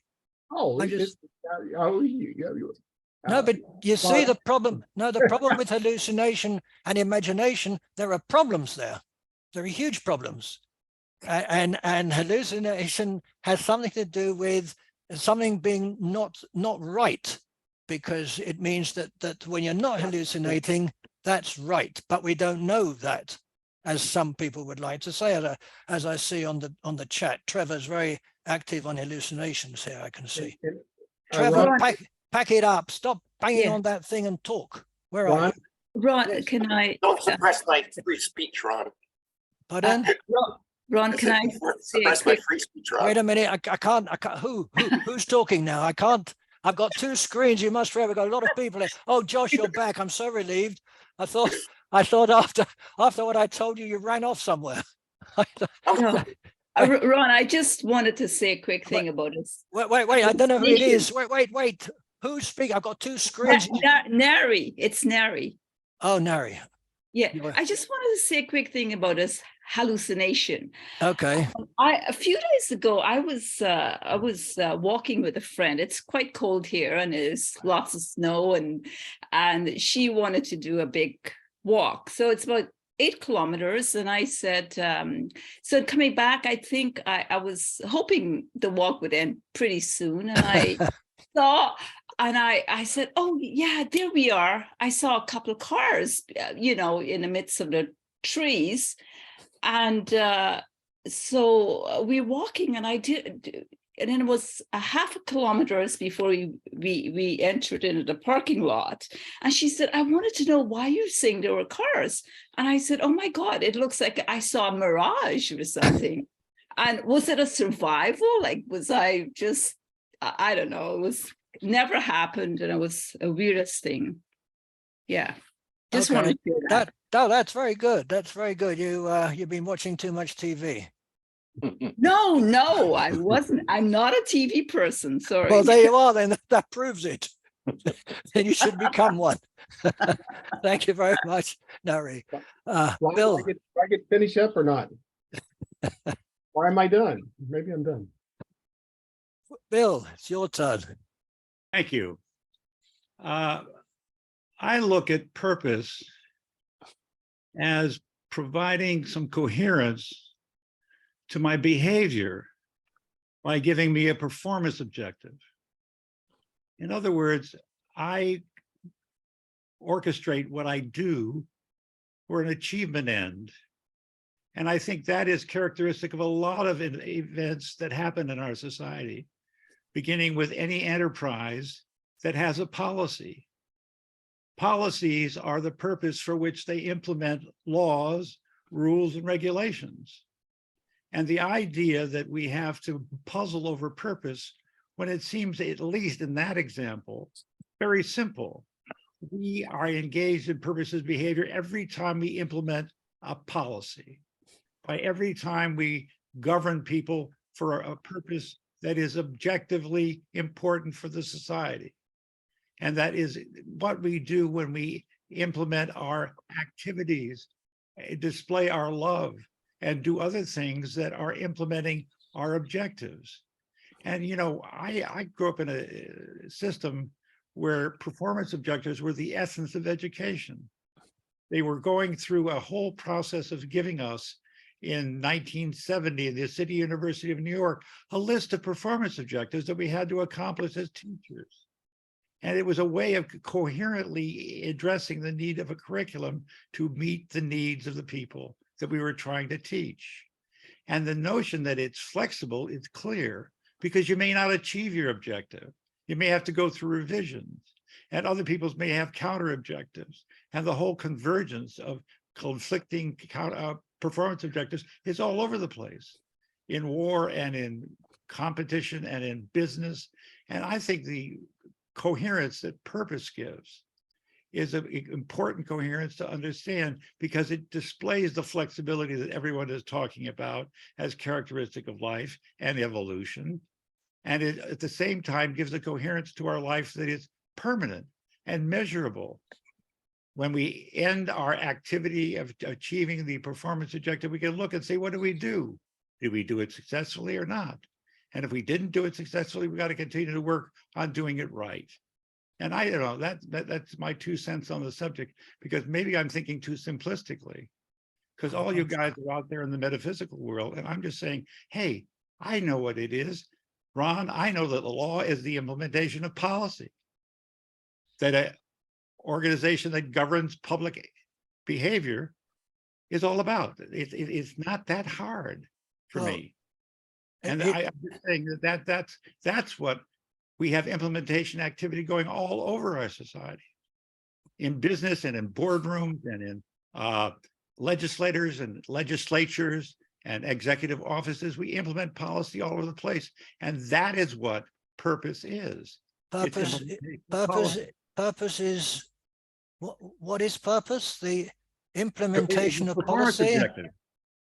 It's a performance objective. My purpose in doing something has a performance objective. Not everything I do has a performance objective, but when it does, it's my purpose to implement it, to do it, to put it on paper, to create it in the novel, to put it in practice in the street, and to do it in terms of law enforcement. Okay, but do you ever not have purpose? Oh yeah, when I'm sleeping. Oh, that's not a bad purpose either. You know, in terms of behavioral objectives, I don't have behavioral objectives while I'm in dreamland. Okay, but apart from that, when you're awake? Usually I have purpose in the sense that I'm setting out my life in terms of performance objectives, be they very modest or very complicated. And I think we all do. When we undertake big jobs, we do it with the idea of implementing a purpose. Or a performance, achieving a performance objective is purpose as far as I'm concerned. Okay. But it's a behavioral configuration, not an abstract metaphysical consideration. It is what we do to achieve what we want to get done. What about the purpose of existing, of survival? All right. I'll back up and say, Ron, I think there is a policy to survival. I think that we have survival that is a function of our desire to do good, to do bad. Those are policy choices that we implement by our behavior. And it's a question of how abstract on the policy articulation you want to be. But all the time you engage in implementing policy, you are engaged in purposive behavior. That's my sense. Whether you're an institution, whether you're a social organization, whether you're an individual or a family. Okay. So I have to ask you the question, is there a purpose to justice? Of course. Well, justice is an adjective as far as I'm concerned, or an outcome of a performance objective. If I achieve justice in my application of the law to these facts, I have done the job of justice. Justice is the achievement of a performance objective as far as I'm concerned. Or not, depending upon the outcome. Okay. Thank you very much. Very interesting. Thank you. Thank you. And now, yes, at last, Stephen. Yeah. Hi there. Good evening, good morning to you, wherever you are. Following William, it makes me feel even worse because your language is so very clear, and in fact, I consider myself very brave for raising my hand or not lowering it. Just to remind you philosophers, you wonderful people out there, that there are others exists, and we enjoy trying to hang on to your minds. You know, it's not easy for the non-philosophers. Nearly everything could be described as a purpose, whether it's I find it's a very personal thing. Everybody has, nearly every action, every thought can have a purpose, and it's a very personal thing. There are more general ones, and you philosophers will make big collective nouns for certain actions, but it's basically, I think we're talking about individual decisions and which happen every moment of our lives. And each one can be dissected and described as a purpose, whether it's unconscious or unconscious. That's really what I'm trying to say, that the way you people have spoken so far, you people, sorry, that's not rude, makes it very interesting and almost scientific, but coming down to a person who is not a philosopher, everything I do, I think even joining in or listening to you, I have more purposes because you are philosophers, you just expand what you already know. Nearly every second word you say for me is I meet people, I catch snippets of intelligence, knowledge, I learn something new, I have a discipline to make choices. It's fantastic from my point of view to sit here and nearly everything I do, I'm getting mixed up here, but nearly everything I'm doing here or saying has an individual purpose. I can dissect it and have hundreds of purposes here. I think it's a very personal thing for me. Thank you very much. Stephen, first of all, there are very, very few philosophers here, by the way. They can't, the beauty is that people come from all over the place and from all different directions and professions, etc. And you certainly have no less to say than anybody here, and it's very, very good to okay. I think what I'm trying to say is my definition of a philosopher, because there are some who, whether amateur or professional, understand this broad subject. It's yes, but it's only broad because I made it so.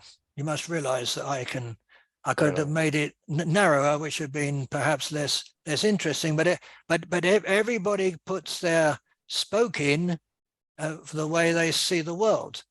So everybody learns something from everybody else, and at the end we come out with a collection of thoughts that can only help us. I think. And so you're very, very welcome, and you're a great asset to us. And thank you very much for coming. Anyway, you come again. You're here. So 1 minute. Who has not spoken? Barbara. I'm moving on to Barbara, if that's all right with you, because she's also hasn't been here before. True, Barbara? You haven't? Yeah. Yeah. Well, Hi. Thank you that I can have some voice here. So yeah, I was listening to everyone, and I even give my notes, and I think it's a very good conversation to talk. So what I understood is it doesn't matter when we're talking about Earth, let's put it this way, because I will not speak about black hole, galaxy, wherever.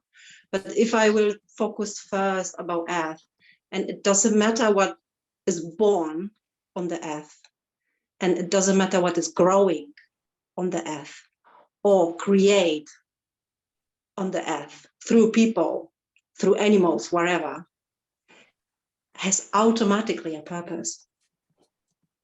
Because we are in a global, and this is what I think. It doesn't matter what we see, how we think, because we just even start to be born. I will repeat myself. We have already purpose in any circumstances. And even when something grows, it doesn't matter what it is, flowers has a purpose because everyone can use it for animals and insects, whatever, it has a purpose. Even the air is also a purpose. So when we're talking about the earth, this is as I understood now for myself, that I'm very calm with this now when we speak about earth. But air for itself does not have a purpose. Air has purpose for us to breathe, right? Would you not agree? Yes, sure, but how the air was created. The air was created to have a purpose, correct? Who created it? It doesn't matter who was creating it. It's not a question, my view. Okay. Because no, but when you say it was created, there has to be a subject there, even though you're using. Well, something needs to come from somewhere, right? I mean, the water, we can go in details, but I think it doesn't matter. I don't want to go in any details why we have a phone, right? And so on and so on. It's just, it doesn't matter what happened on the ad. My view has a purpose, and this exists because I was also asking question myself, like, what is the purpose of existing, right? I can also ask this question as well. So I'm in the circle right now, but this is this is my view from this perspective. No, I think it's very good. No, I agree with you. I did say that everything has a purpose, but when I say everything, I mean humans, because everything else has purpose for us. It has to. I can't see any way out of this. If we all disappeared, there'd be no purpose. Yeah, it will be, because you have something else instead. Where you go to the Mars is also purpose of something else. The human under there is another purpose. Yeah, but we're the ones who go to Mars. Well, right, yeah, that's a next subject to talk. But I think what is on the earth, because I don't want to go above, right? What is on the earth, this is as I see it. This is as I feel it. Also the octopus. What is the purpose of octopuses? Intelligent and so on. Yeah, we can also talk about this too. But I don't want to go to the details, because you can make this in every pieces to talk about. So Maurice, there your porpoises come in. Did you hear? You got it at last. A purpose with eight legs. I'm glad to hear you're beginning to recognize the depths of my thought. I definitely am. I read that and I thought, why am I not doing porpoises instead of purposes? But you're right. Thank you very much, Barbara. Thank you. That's very interesting. Now Janice is new, and I can't see her. Does she exist? I do exist, and thank you. I wasn't aware that we needed to keep our cameras on while doing recording. Yeah, okay, so during enough. recording, I'd rather not. Okay. However, next time I will show and then turn the camera off. That's that okay. point. I forgot. Yes. Carry on. Yes. Thank you. So thank you. So basically, this is the real reasons why I joined this today is because I've actually been contemplating this for well over a decade, more so in the last couple of years, in the sense that my belief for me is if we live outside our physical bodies, then what is the point of our existence in human forms? If we are the universe, basically electromagnetic beings that can take on any form, so why choose humanity? So I kind of look at it as being, so on one part, I can see purpose in everything. I see a purpose in a tree that just sits there. It does so much wonderful things for us, down below, above, etc. But on the other side, I'm thinking, what is the real purpose of humanity? Because we can live outside ourselves. We don't really need to be in these physical bodies to exist. So how I really just grapple with that, like, well, why am I here? So I ask these questions, but for me it's like we live outside our bodies. We don't really need to be in human form. We can be any form we want to be. There was a quote I couldn't find. I was trying to find it while we're talking, where now I'm bringing in something that maybe you don't like, but as the idea of a creator, so what people might call the God or source or whatever you want to call it.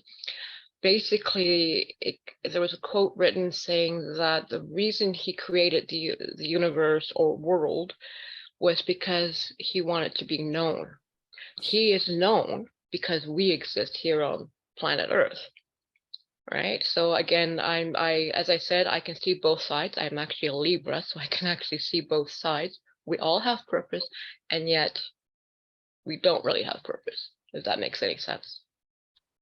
Yeah, can I just ask you how we can live outside our bodies as something else? I didn't quite get that. Of course. Well, Okay, I'm non-religious. I'm a full believer in that we are electromagnetic beings. We are actually formless. We can shift shapes. We can live. I don't know if you've ever heard of the out of body experiences. So where people actually can see themselves outside of themselves.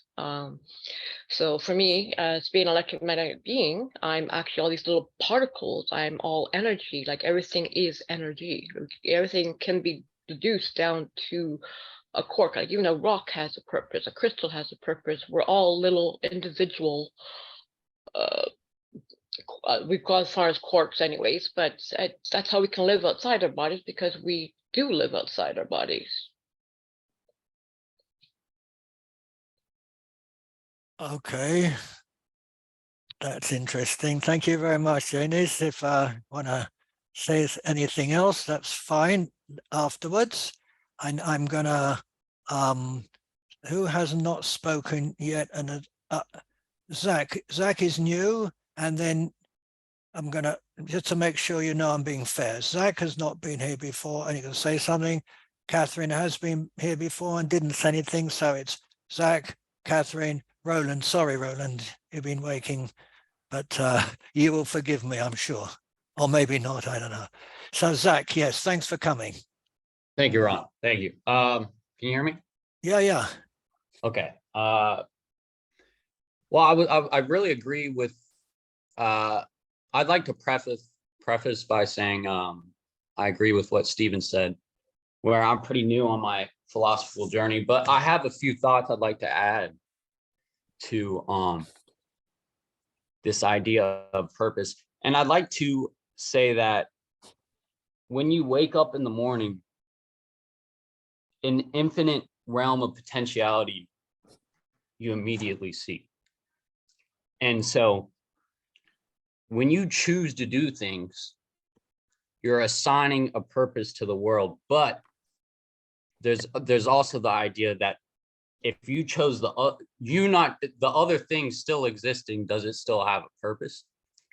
And I'll give an example for that. If I were to decide that it was my purpose to pour this coffee out of this mug on the floor, I'm assigning that purpose to it. But if I were not to have done that, I'm forming this in sort of a question of sorts. But if I decided against that, so that the absence of assigning your purpose to something, would that still have a purpose? Do you mean if you change your purpose, you still got your purpose? Yeah, I'll wrap around. That was kind of open-ended. So, I just want to tie back into the potentiality of things. There's virtually an infinite amount of potentiality to do whatever you want, all the time, and the natural world, in my belief, that doesn't inherently have any purpose. This is what you were saying earlier, that things don't have purpose. Humans give things purpose, which is I feel to be quite obvious there. But my question is,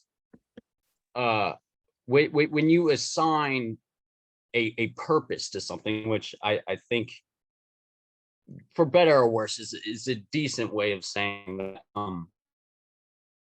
Is there basically my point is, this question of the purpose of purpose is a very broad question that can open into other questions, like how to apply purpose and how to find your purpose, and so I think we're starting at square one, which is a great start. But I think that being greeted the world greets you with a virtual infinite amount of potentialities of things you could do, and you assign your purpose to those things. And that's why the humans assign their purpose to things, and that the natural world in and of itself is impossible. They have no meaning.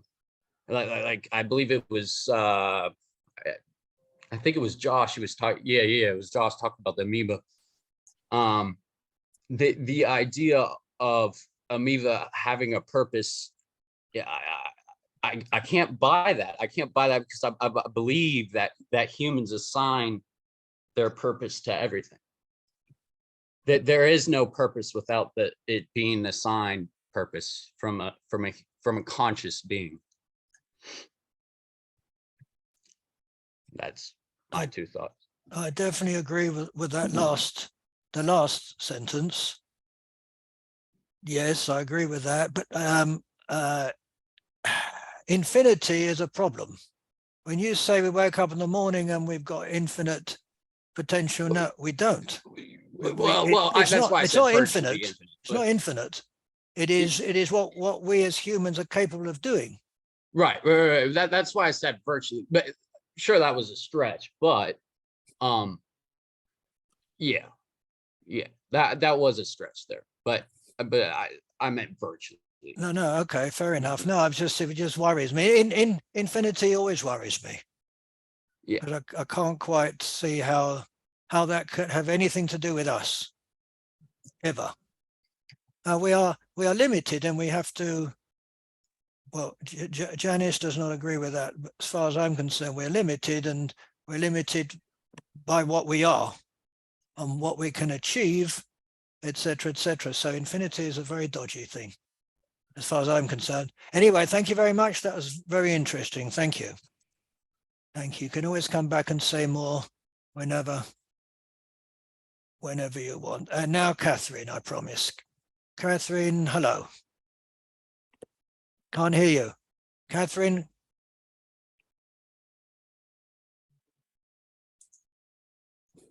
Yeah. That's it. Hello, Ron. Hi there, Catherine. Hello, everybody. I want to go back to something that you started with, Ron, and then kind of pick up where with what Neri said. So you began by saying that we never arrive at the future because when we get there, I would say when we get there, it's the now. So we're always in the now. Oh God, start me off on that. Okay, so we're but however, what has happened to us in the past influences us enormously. So I'm coming at this as a psychotherapist, but also as a student of Buddhism. I've been studying Buddhism for about 30 years. So that would be the point of view of Buddhism as well, that nothing exists outside of the present moment.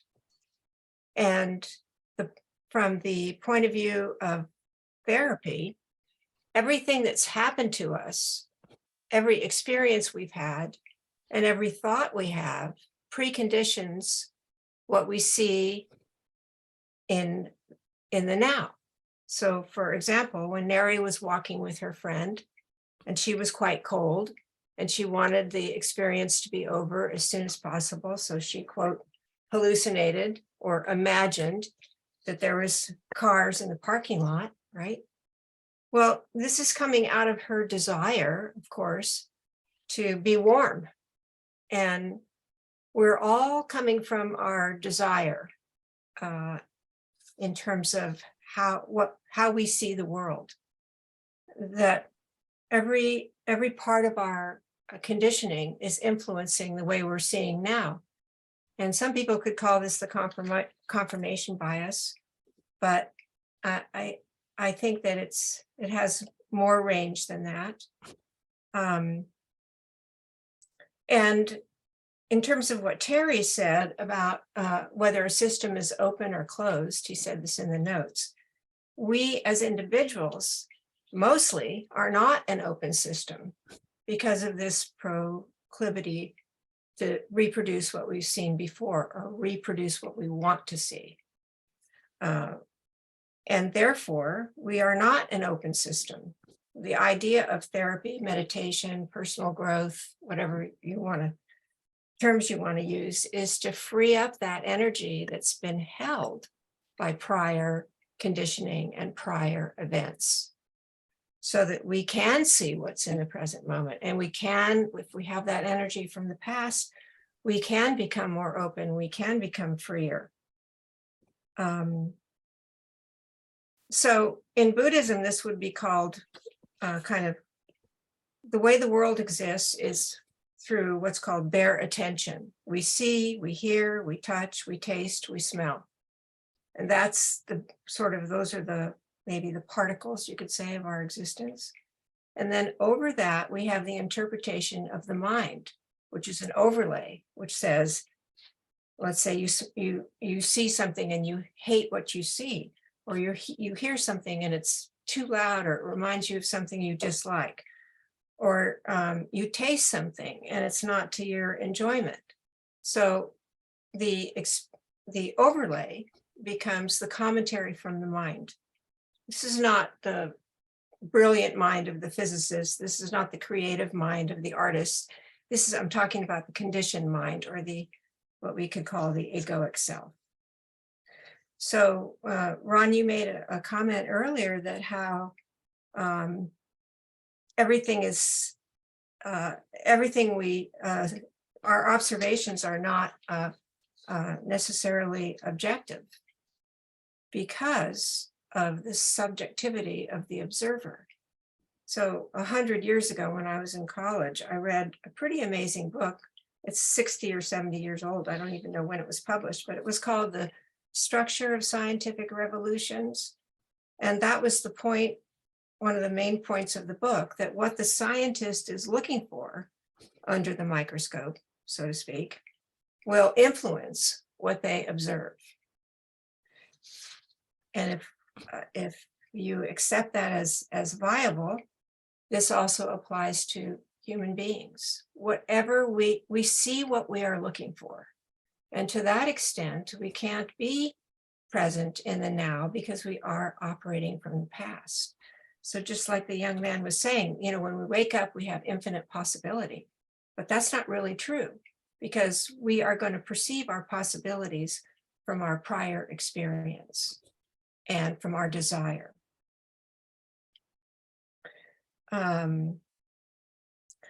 So the point you made, Ron, about how the purpose of for human beings is to survive, which I would agree with you. But I think the conversation about what is our purpose is kind of a luxury of class, education, race,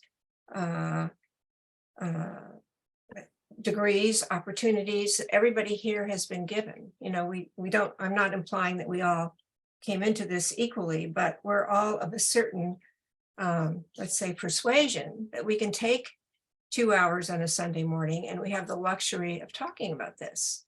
But for many, many people, most people in the world, purpose is not a thought.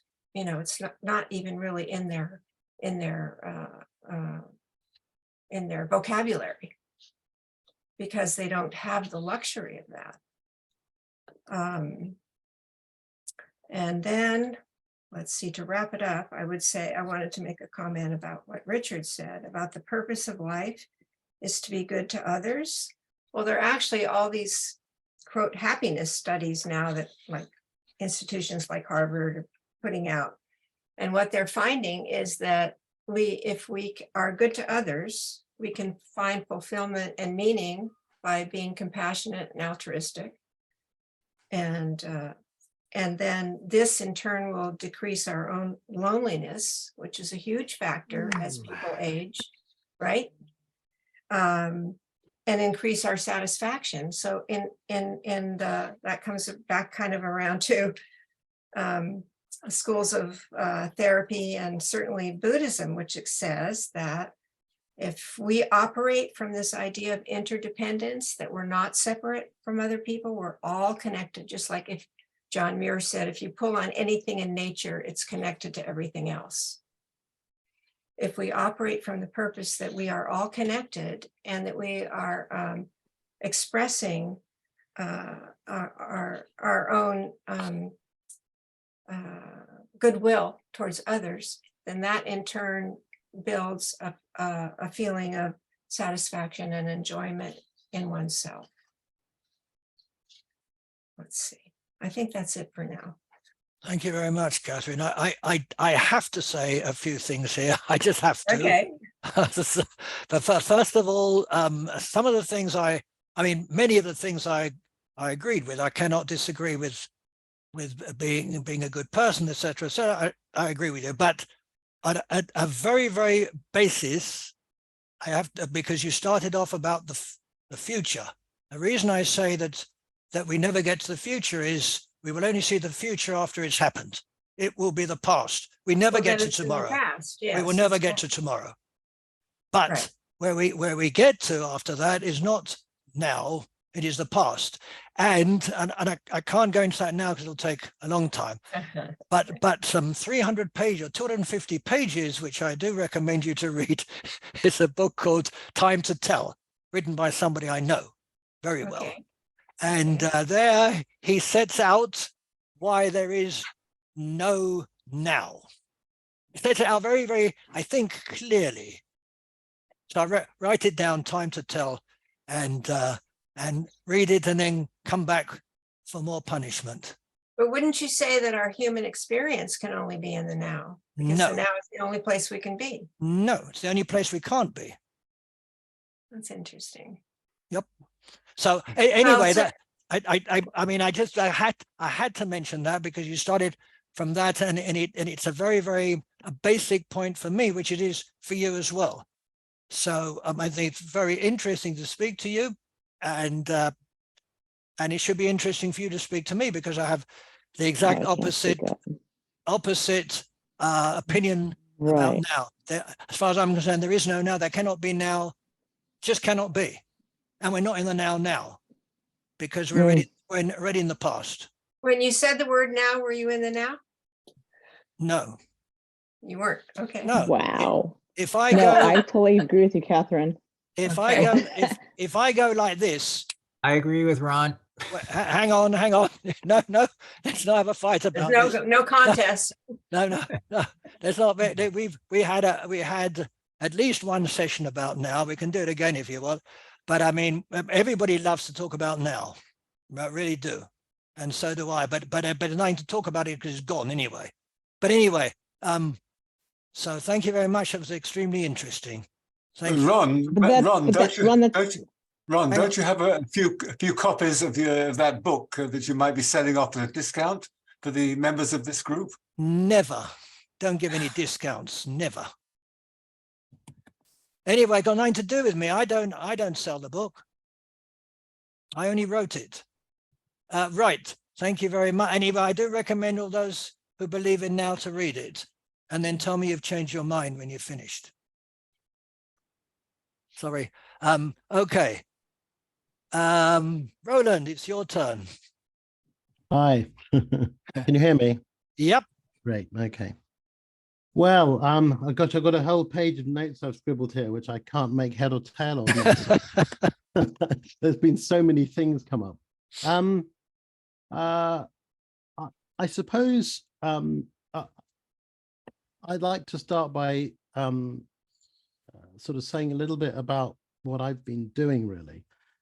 This business of purpose has obsessed me for decades. I'm very interested in how we work and how we get to what we want. And many years ago, I started to explore this, I suppose by accident, really, and started to discover ways of provoking behavioral change in me and in other people that I was working with that I couldn't really understand, couldn't really explain. And I couldn't find any consensus or any useful guidance in the scientific literature. So basically, I started to formulate my own theories around it and do my own experimentation, do my own research, I think is the expression people use these days. Anyway, that was a long time ago. And over the period I've been doing it, I have relabeled what I was doing in various different ways. And one of the ways I labeled it, which I don't now, but I did then, was the science and art of pursuing intent.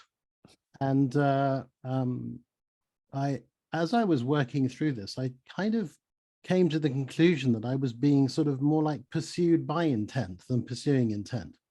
So I kind of dropped that idea.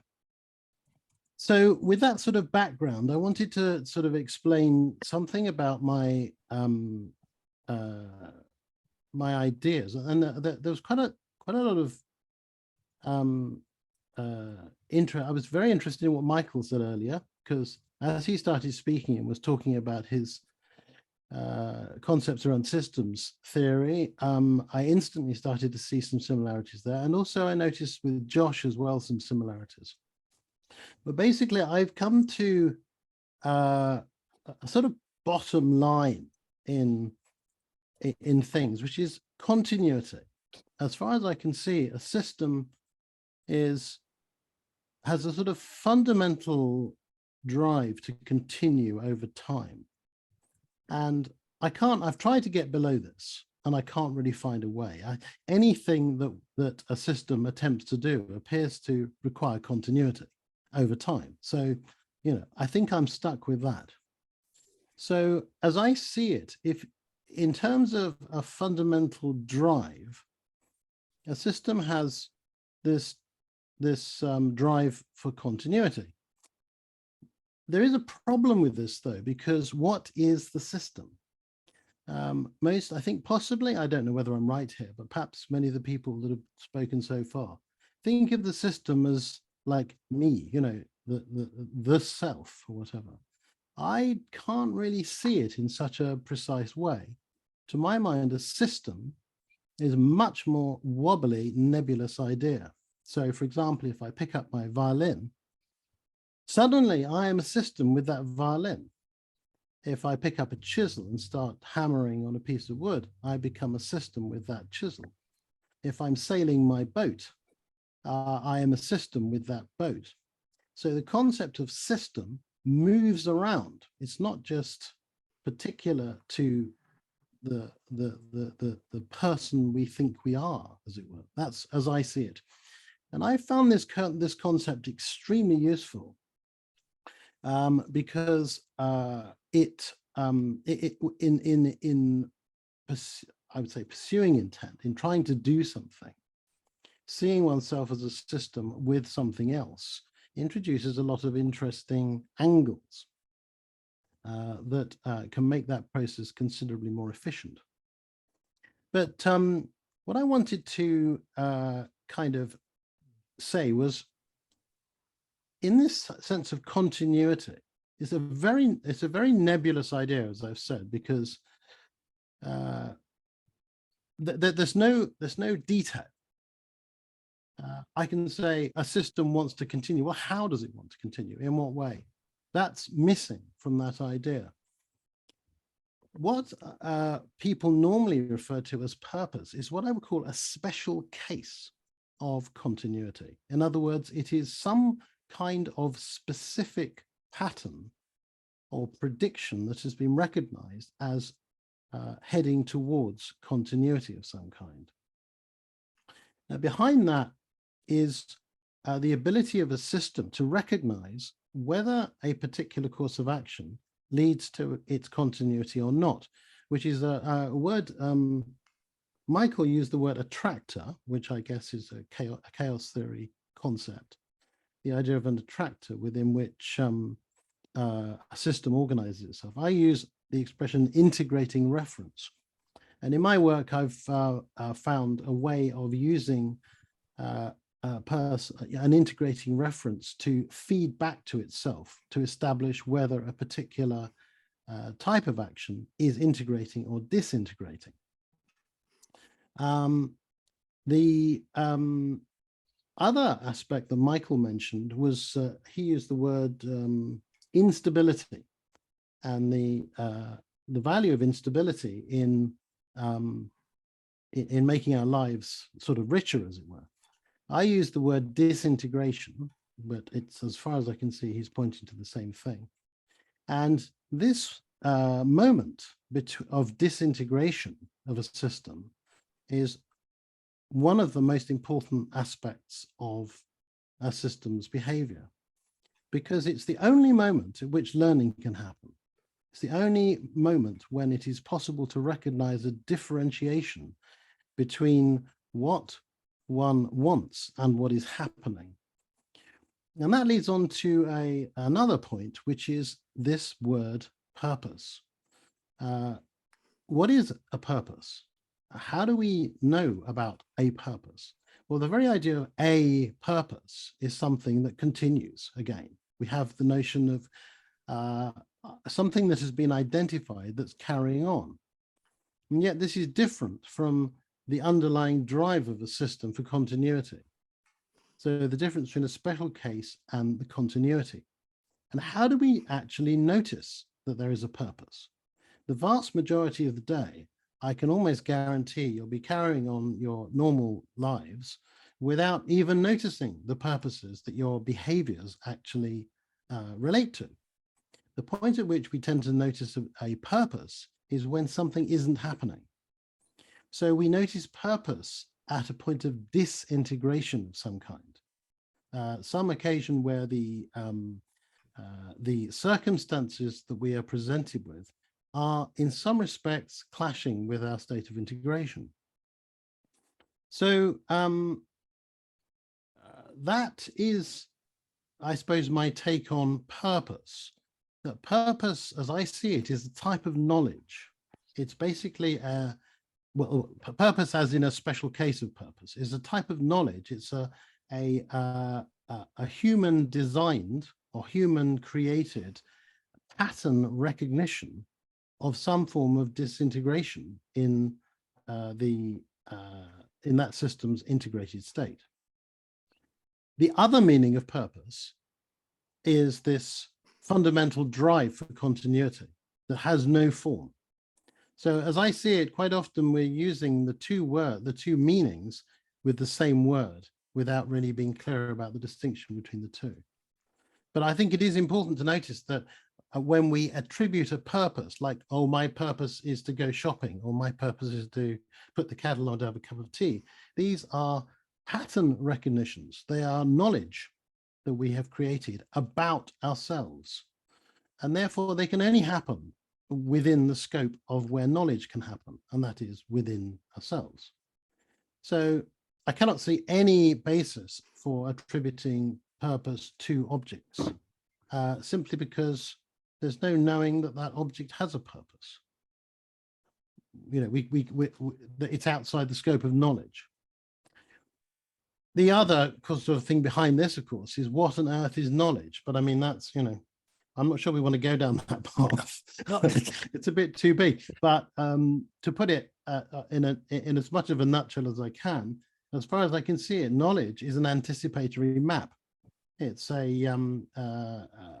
set of patterns predicting future possibilities based upon the past experiences that we've had. So I don't see it as a hallucination at all. I see it as basically an essential part of our guidance system in enabling us to take action before things happen. As Terry mentioned, actually, in relation to AI, you have to be able to act before the event rather than when the event occurs.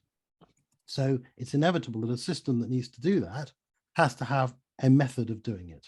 And I think the objectification of forms is where it's at. Anyway, I'll stop there. Thank you very much, Ron. Very interesting indeed. Thank you. Maurice.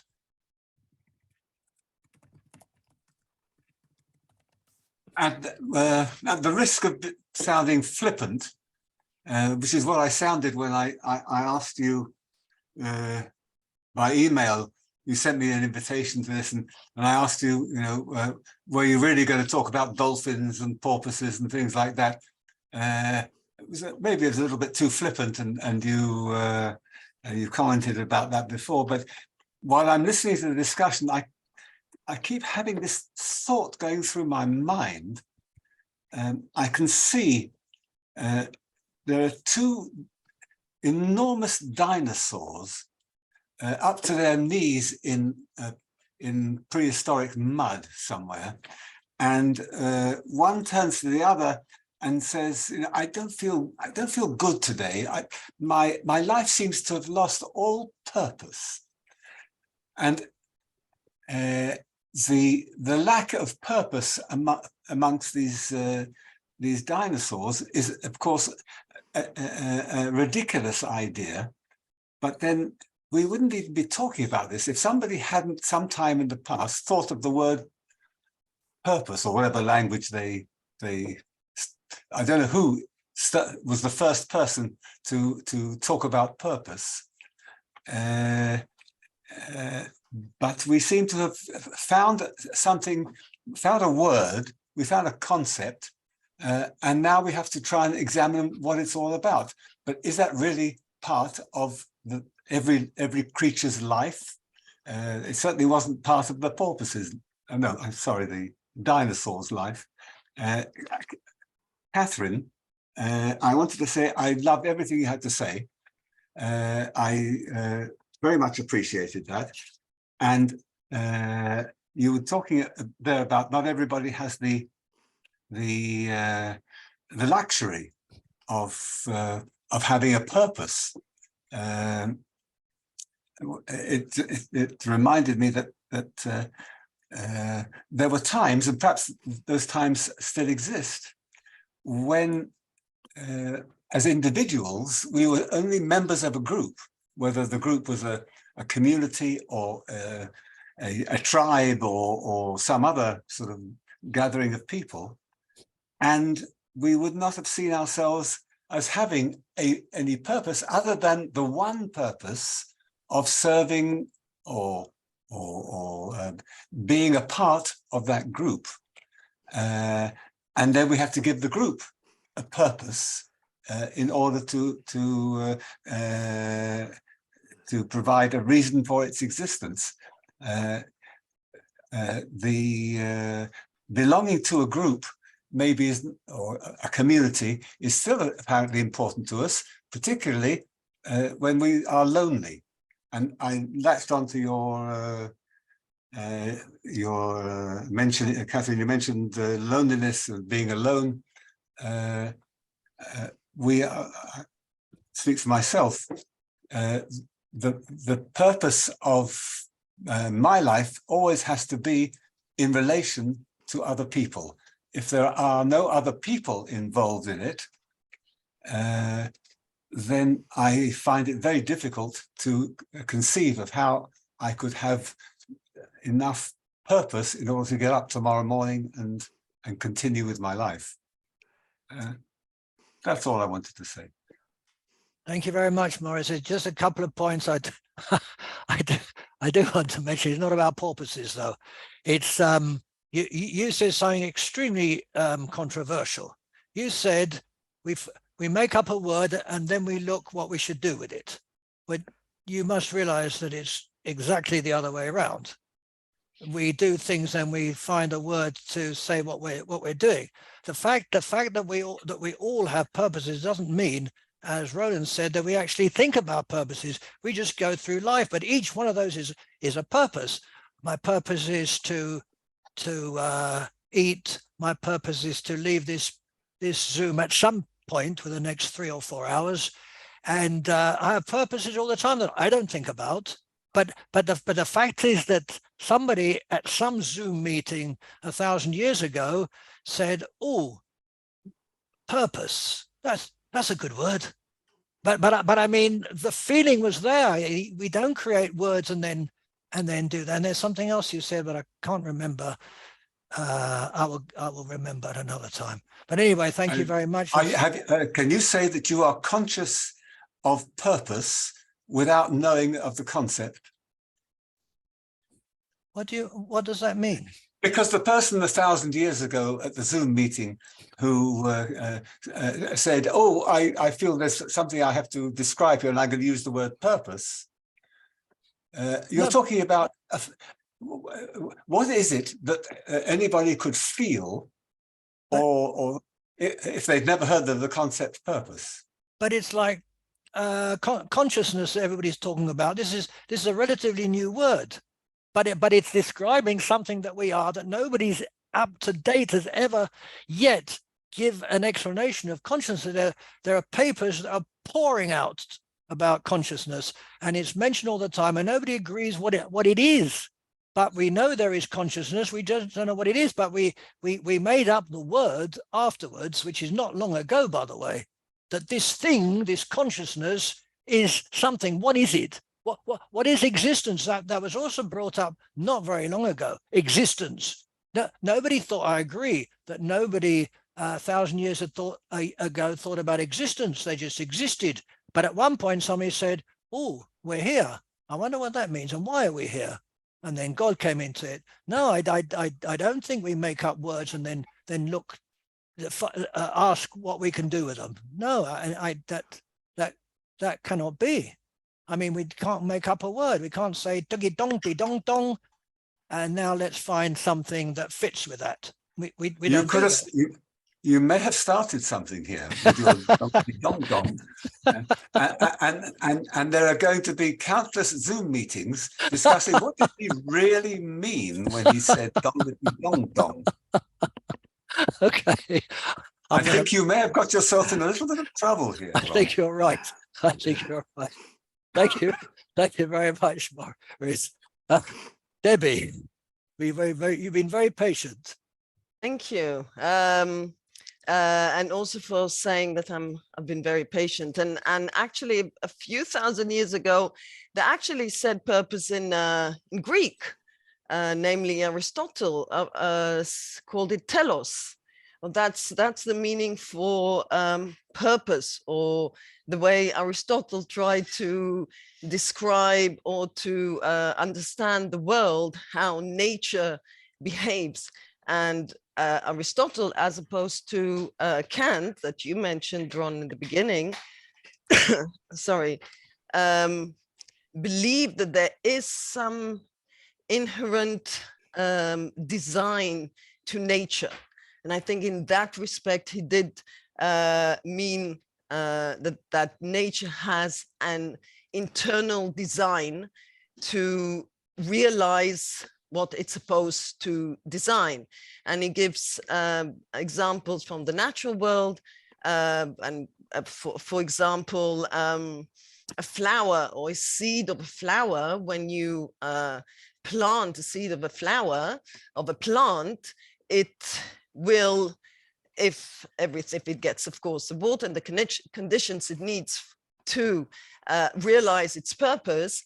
So if it's a sunflower, the purpose of this seed will be to become a sunflower and not a different flower, another flower, jasmine or something, because that's the assumption of Aristotle, that everything, that nature itself has an inclination to realize a natural potential of itself. That's the telos.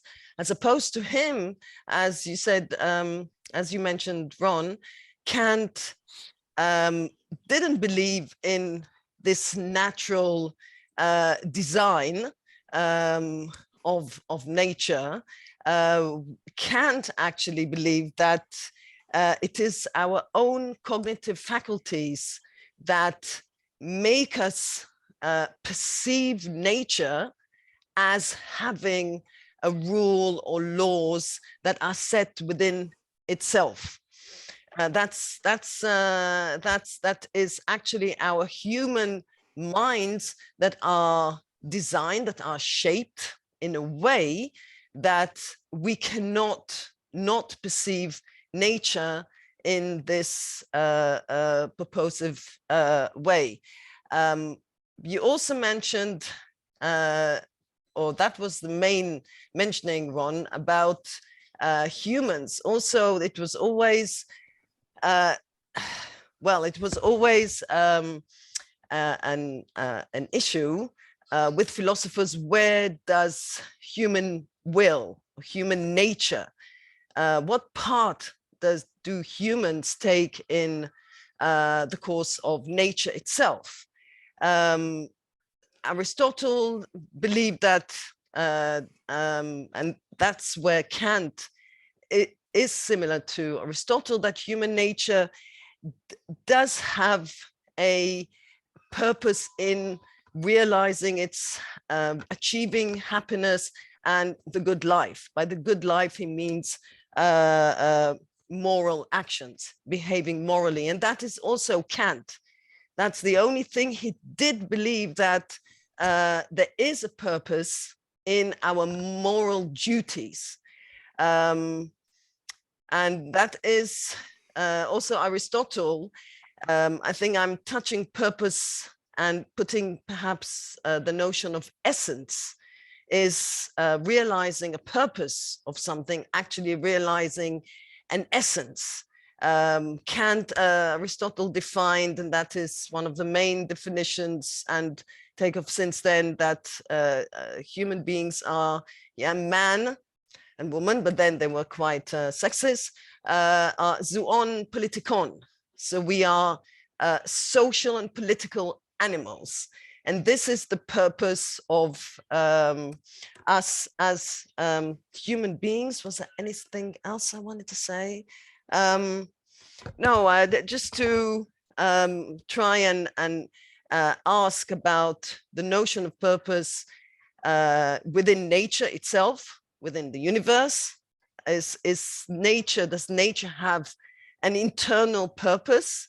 And of course, humans, do we have a purpose? But I'm not relating to perhaps the more modern, more spiritual way of purpose in life. What is our purpose? I think this perhaps takes more the direction of talking about meaning, and that would be, I mean, that would be a different discussion for me.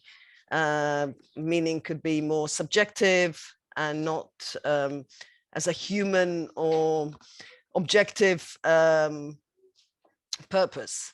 So that's it. Thank you. Thank you very much, Debbie. Thank you. James, and then Josh.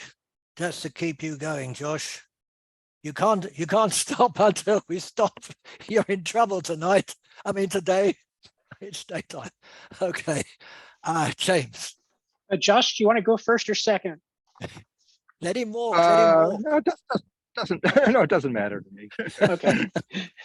Anyway, because I saw your hand up before mine. Yeah. So anyway, what I'm doing is, and you're terribly cold, as Ron says. This the thing that I'm yeah, the thing I'm noticing is the division between semantic philosophy and conceptual philosophy. And so I think a lot of this idea of like the hair splitting about what can have a purpose and what cannot have a purpose, and I think that's a good discussion that's coming out, is essentially has to do with a single meaning view or exclusivist interpretation of semiotics. In other words, there can only be the idea that there can only be one meaning to something. There can only be one type of purpose. There can only be one type of time, and so on and so forth. So, so one particular definition of a word becomes inflated and doesn't necessarily relate to everything that everyone wants to talk about, that only one point of view becomes privileged by that exclusivist attribution of single meanings to words. Now, the other thing I was thinking about was the fact that we realize that other things have a purpose because when we realize that there are other beings of the same kind as we are. So in other words, we understand from purpose, and we understand some idea of purpose, and we understand that there's other beings of the same kind as we are, and that they probably have purposes too. We give them similar attributes to which they give themselves because we exist side by side with them in the world. And then and this might be, and this is true for other objects. If we assign meaning to other objects or purpose to other objects, it's because we understand those same kinds of things, first of all, in ourselves and in other humans. We don't necessarily have to, we feel like we don't necessarily have to attribute to them or not exclude from them attributes that we recognize in ourselves as thinking beings.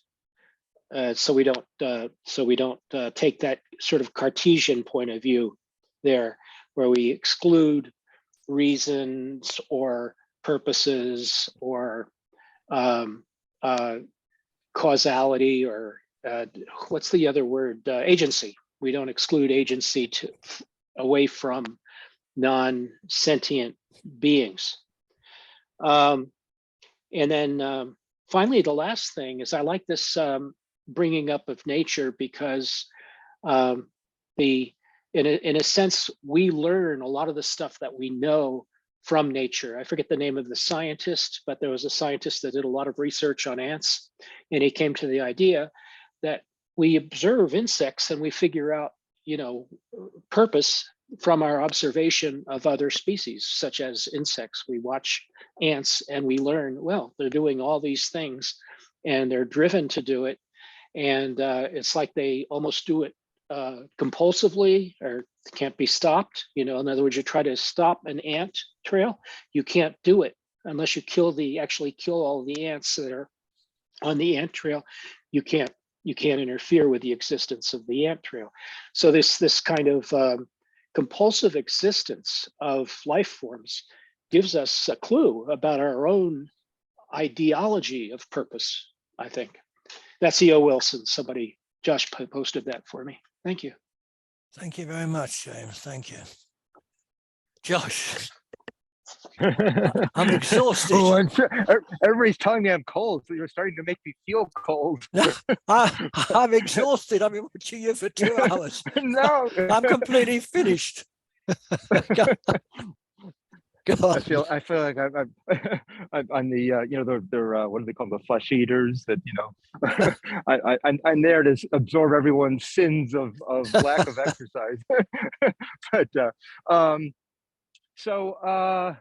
there've been a lot of interesting depictions or articulations of purpose that people relate to, and in many cases they're particular purposes. Well, purpose is in a bureaucratic sense is sort of you've got a means to an end, and the purpose gives you that end. Okay, it's a little blueprint there. I'm wondering a couple of things, Ron, specifically in terms of what you're aiming at with the purpose of purpose is, for one thing, is there meta purpose in an ethical or moral sense, let's say in a Kantian sense, that ties together all these contingent purposes that people have in their lives. And that connects then to the other question here, which is what if one wants to make a distinction between what purpose means for human beings, or the fact that human beings allegedly have a purpose and then amoeba doesn't, how do we want to ground that distinction? That is to say, we have a couple of different options here. That two main distinctions we can look at are ways of explaining or justifying a human non-human distinction.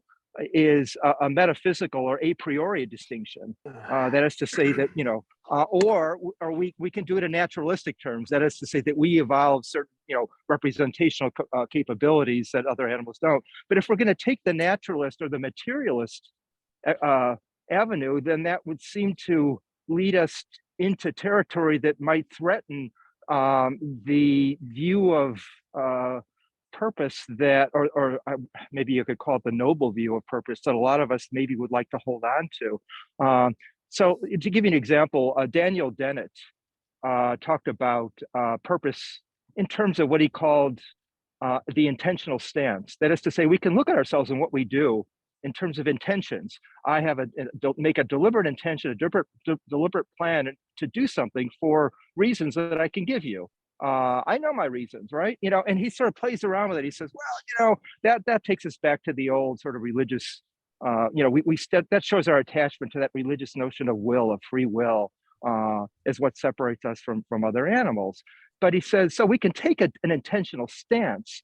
And the reason he uses the word stance is that we can also take a design stance and say that intention was designed, you know, there was a designer who implanted that in us, or, you know, evolution was the designer. Or you could take another stance, and it seems to me that he really prefers this stance. What it comes down to is this for him. Let's say, look, if you really want to understand what's going on when you put together a plan and you execute it, right, or according to your purposes, well, you know, we got a brain, and our brain is filled with millions and millions, trillions of neurons and their interconnections. And, you know, this forms a system in which we can look at those individual neurons and their relationship with each other in terms of bits, right? And each bit doesn't know what its neighbor, and each bit is assigned each bit is very stupid. It's stupid. You know, it's assigned a 1 or a 0. It doesn't know that there is no general purpose anywhere in there. It's just millions and millions of 1s and 0s. We give it, you know, we use an intentional stance, it's a kind of a fanciful narrative explanation that we give, which is useful for our purposes. See, it's hard not to use the word purpose when we talk about what we do with each other. But nevertheless, if you want to take the kind of materialist, or what he calls it, eliminative stance that people like Dennett take within neuroscience and theory of mind, then you end up saying that, well, you know, we wink, you know, we can talk about ourselves as having these purposes, but really what's really going on is we're like a thermostat, which, you know, just does what it does. You know, in other words, we're designed by an idiot, which is evolutionary pressure. It doesn't know what it's doing, but it ends up doing remarkably intelligent-like things. Now, I don't happen to take that point of view, but I think in order to get past it, or I prefer to get past it, not by retreating to an a priori metaphysical stance, you know, going back to a more traditional point of view about the nobility of human purposes, but taking it forward into points of view, like as some people on this forum have talked about, the systems type models can give us that a way of being able to escape Dennett's very reductive notion of material causation, which he thinks grounds, you know, our talk about intentions. But you have to do it in the right way, I guess. So I guess that pretty much sums it up. I'll go back to freezing now. Thank you very much, Josh. Thank you. Right. Thanks. The atom. Hi. Hey, Ron. Hi there. Everybody can hear me, right? Yes, Okay. yes, we can hear you. I have a few little questions here. First of all, I don't think, and maybe we did this some other time, but I don't see a unifying agreement in a definition for purpose. And oftentimes when we all assume we all know what purpose is, but yet we're applying purpose to inanimate objects, to all sorts of things, right? I'm just wondering if we could have a little discourse as to a unified definition. That's one thing. And the next thing is, why should there be purpose? You know, there most probably is no purpose to anything, which goes into the argument that a lot of people have, that we basically create our own purpose, right? But there doesn't have to be. We don't. Also, well, that's basically it. One, a unified definition of purpose, and do we really need purpose? Is there, you know, why this?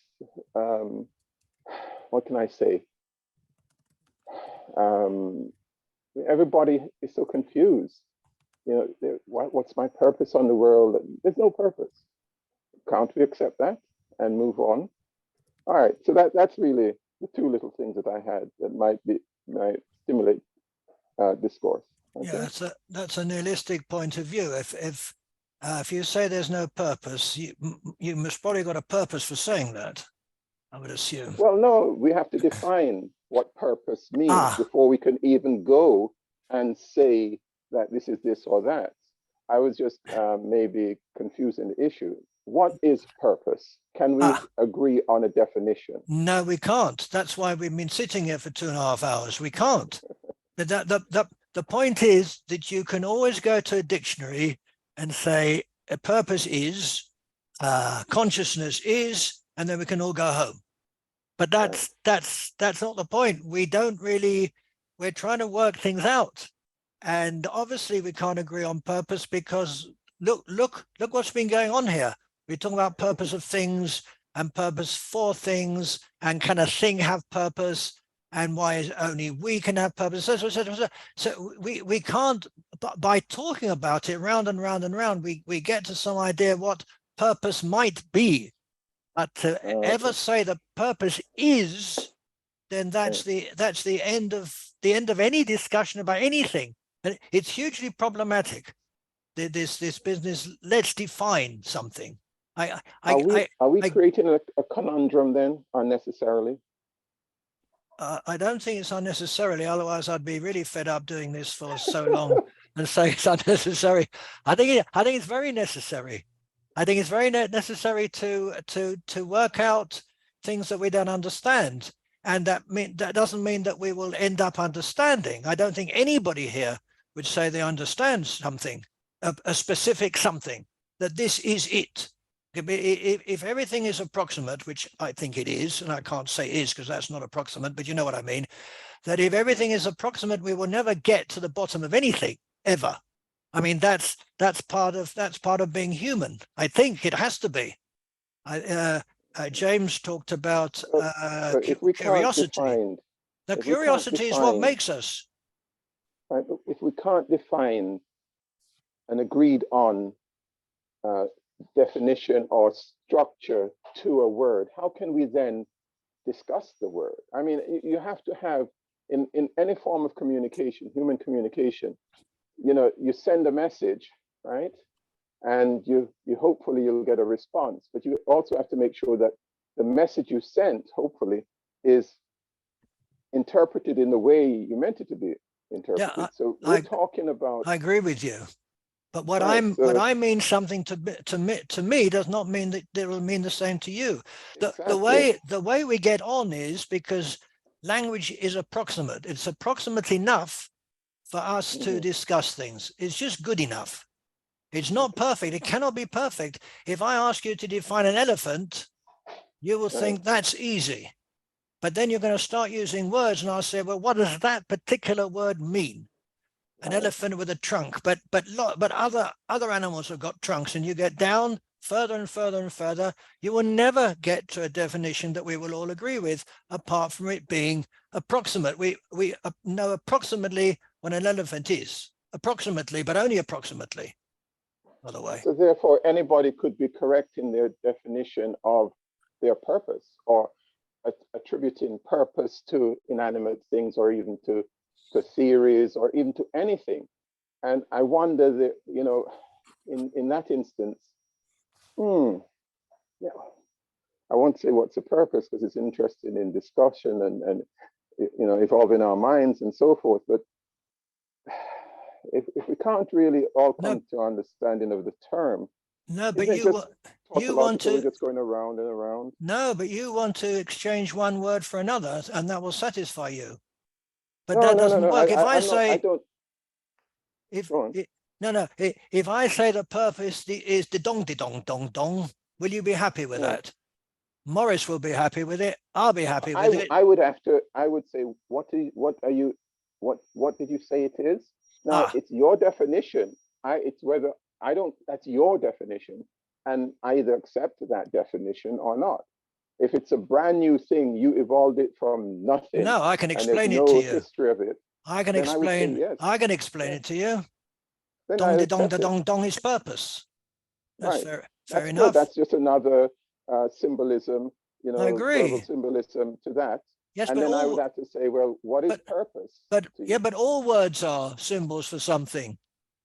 Yeah, but we've gone off the topic here. The thing is, if you define something and people are in agreement as to what it means, then you can actually have a discourse that would really, I would say, you know, you come to some, otherwise we're just going to go around and around and around. But we had 45 people or more here today, and we've been discussing purpose, and there's not one single person here who will define it that everybody else will agree with. That's language. That's the point. It's approximate enough for us to know what approximation, what purpose means. Well, let us see if we can actually get some form of definition. I don't know if it's good enough to just say it's approximate enough and so forth, because proper discourse requires a certain amount of joint, mutual, hive type understanding. But you know what I mean? An agreement about something, doesn't it? No, but look, you can draw up agreements, and every word is accepted by all the lawyers who've done it, every single word. And then one day somebody says, "What did you mean by that?" And the whole agreement is up in the air. How do wars start? How are boundaries now you've fixed? gone into a tangent here. Let's get back to the thing. I mean, if you go into that, yes, you can always find this and that. But I'm just saying, in this particular instance, if we had ask the people that are here, what does purpose mean to you? And you hear the different terms, the different visualization or mental aspect, then we can maybe come to a joint agreement that these are some of the factors or elements in purpose, and therefore we extract it, and we can all come to an understanding of what purpose means. But even if it's imperfect. Sorry, I just thought if you don't mind my saying something, because something about this part of the discussion has been going through my mind as well, but more, I was wondering what people are pointing to when they say, "This is my purpose." I don't mean specifically. I mean, how do we recognize in us a purpose? What is it? I mean, it seems to me to be on a par with a theory. It's like a theory. It's almost a causation argument, isn't it?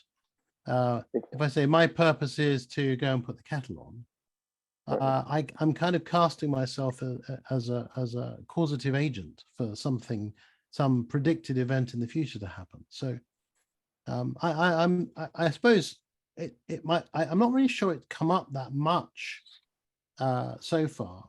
The question, how do we actually recognize what a purpose is? So anyway, sorry, No, it's a good point, but it comes up again and again.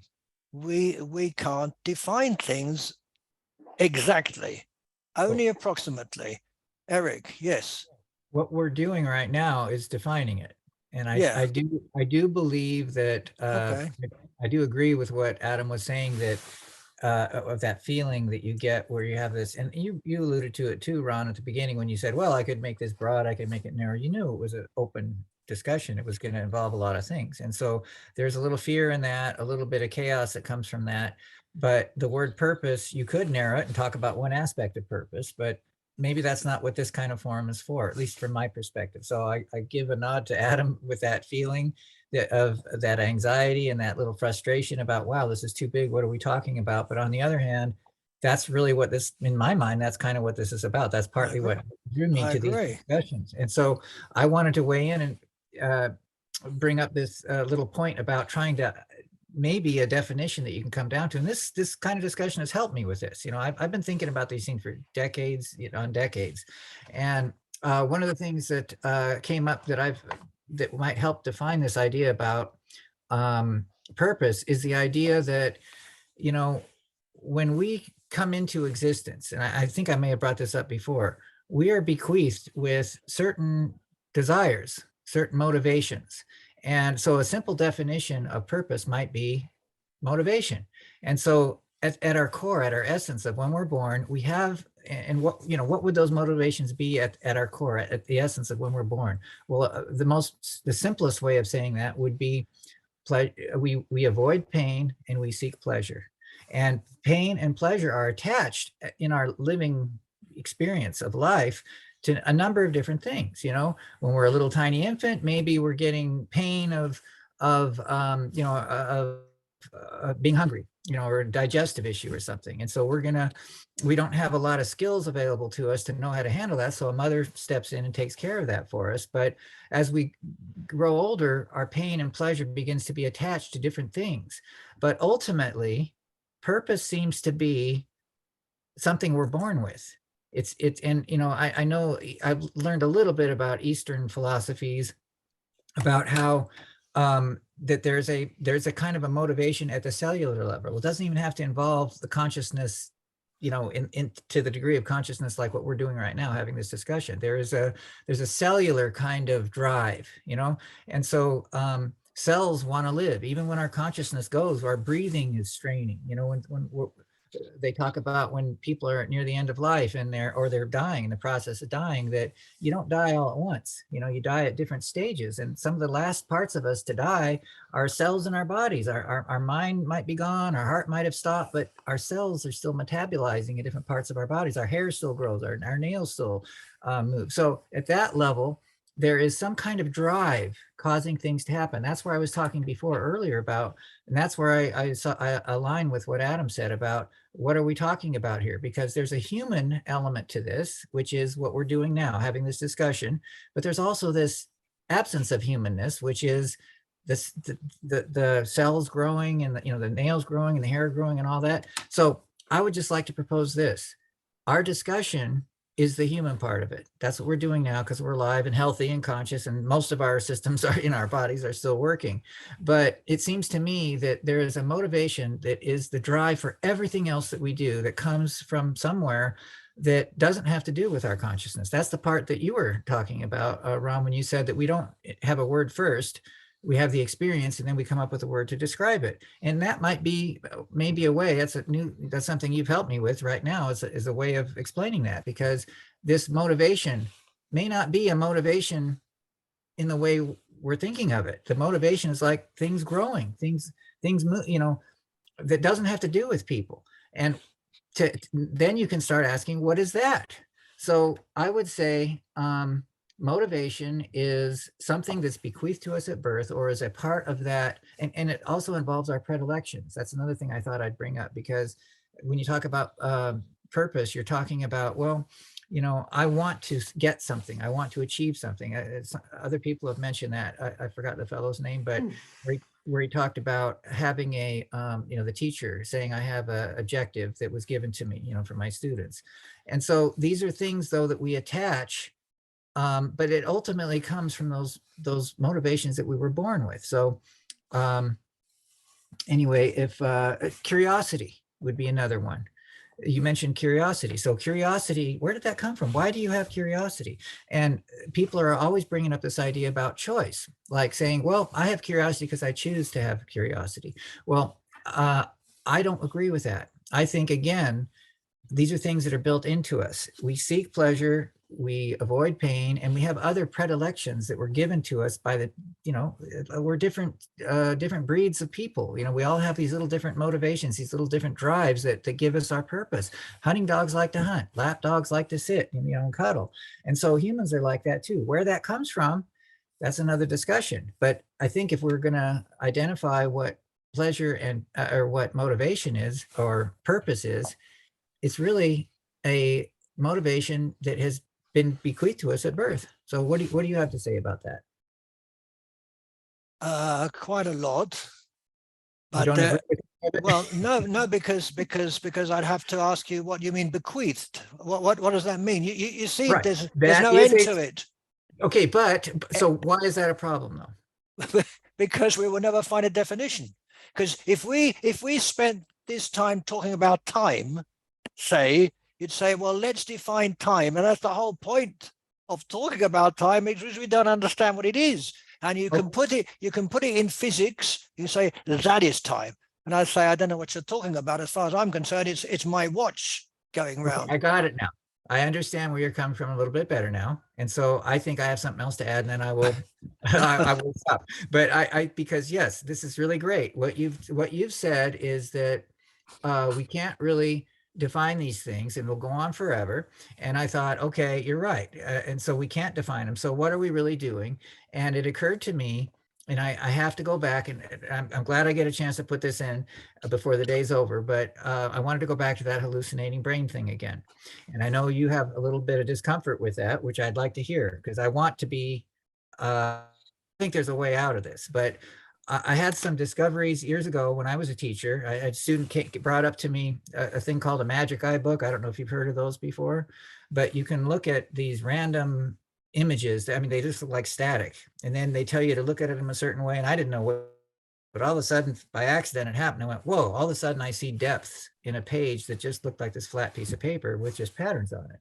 And you can look it up if you're not familiar with it. But the idea, there's other tricks I can do to demonstrate that if you don't know about magic eyes. For example, if you look at those old stereoscope pictures, if you take black and white pictures taken from different perspectives, and you put them in a stereoscope viewer, and then you put a separate image into your eyes, a photograph that has no depth all of a sudden looks like it has depth. Are you guys familiar? You're familiar with that, right? So I began asking, those were not so bad, because we thought, oh, well, they're taken from nature, so there's depth somehow in those pictures. It's just that it's coded differently or whatever. And so now we're seeing the depth, everything's fine. It didn't really shock me. But when you're looking at a magic eye page, there's nothing real about that page. It's just a piece of paper. It's just static dots. There's nothing there to have any depth, but you can see depth. And so I thought to myself, okay, well, wait a minute. I looked at that page and I saw depth. And then when I looked at the explanation as to how we see depth in that page, it really started giving me some trouble, because when we're seeing depth in that magic eye page, just like we do in that viewer scope thing, the mechanism by which we perceive depth is exactly the same mechanism that takes place when we are seeing depth in what we consider to be reality. It's no different. And so I thought to myself, well, if I can see depth and it's the same mechanism, it's obviously in something that doesn't have depth, then depth doesn't really exist in the way we think it does. Depth is nothing more than a hallucination that our brain is doing to give us something useful about our environment. This notion that something is far away from us doesn't mean the same when you realize that depth is this illusion. And so and it's if depth is that way, then what about hearing? What about color? What about anything that we perceive in our world? So I think, and this goes back to what I think it was Nadia maybe mentioned, where she was talking about the Eastern philosophies. I always had some difficulty with this, but she was talking about how we are influenced by our past and we look and see what we want to see. I disagree. I could not disagree with that more. I think that we don't see what we are looking for. We learn to see in order to fulfill our purpose or motivations. So we're given something at birth. And this, the reason I started this is because you had that problem with bequeath. And I agree, we could go on definitions for hours, but if you don't want to talk about definitions, then what are we doing really? We're trying to see. We're trying to understand. That's all we're doing. And the words don't really matter as long as our brain does its job. That's what we're doing right here. Our brain is trying to associate hallucinations. It's functioning, whatever that is, with something that helps us survive, or maybe not survive, but do whatever that motivation is that we were, for lack of a better word, bequeathed with. And then I have one last thing to say, and then I'll sign off on my contributions. But this has to do with this idea that, because knowledge, knowing is another term that has come up in our discussion quite a bit. What does it mean to know something? And because that has to do with hallucinations, it has to do with reality and, things that are fake and all that kind of stuff. And so I came to the conclusion based on this, not based on the hallucinating mind principle, but I think the hallucinating mind principle supports it, is that our mind, what we think we know when we use the word know is not really what we think it is. Knowledge is a hallucination. Now that I have that equipped with that word, even though I don't like it, I'll have to think of another one, but this hallucinating, what it is the substrate of consciousness, and it's being formed in such a way that it can do the things that it's doing. But to know something, if you really want to know something in the sense that we like to think we're talking about when we say the word know, we have to not know. We have to not use language. We have to not be human, because all our language, all of our thought processes, everything we do is related to these motivations and things that were, for lack of a better word, we have to use words as imprecise as they are. They were bequeathed to us, in quotes, but they're here for whatever reason. But we'll never be able to talk about a knowledge deeper than that using words. We can only do it by not existing. An example of that would be, I would say it's like a rock will know more about our universe and know more about purpose and existence and everything than we will ever know, if we're trying to know something at a deeper level than what our hallucinating brain can do, because that's all we have. So that's it. What do you think? Interesting. I don't agree with quite a bit of it, but there's some very interesting points there.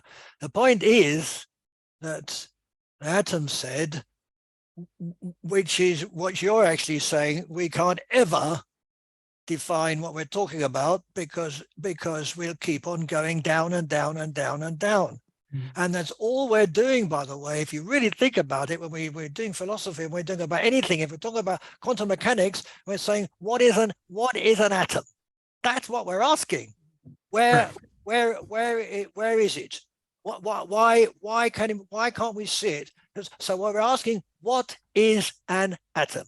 And we can't define it because everybody defines it in a different way. So what we are basically doing, I think, is defining, but we can't.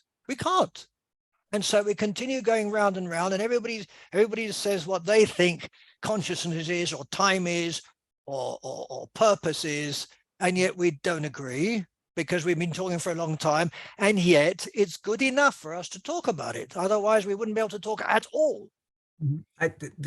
Exactly. I just had something, you brought up another thing. I just feel like I have to say it, which is this thing about, you mentioned that we are, we can't define it, and that so I wanted to throw out so you mentioned what we are really doing here is just having this discussion.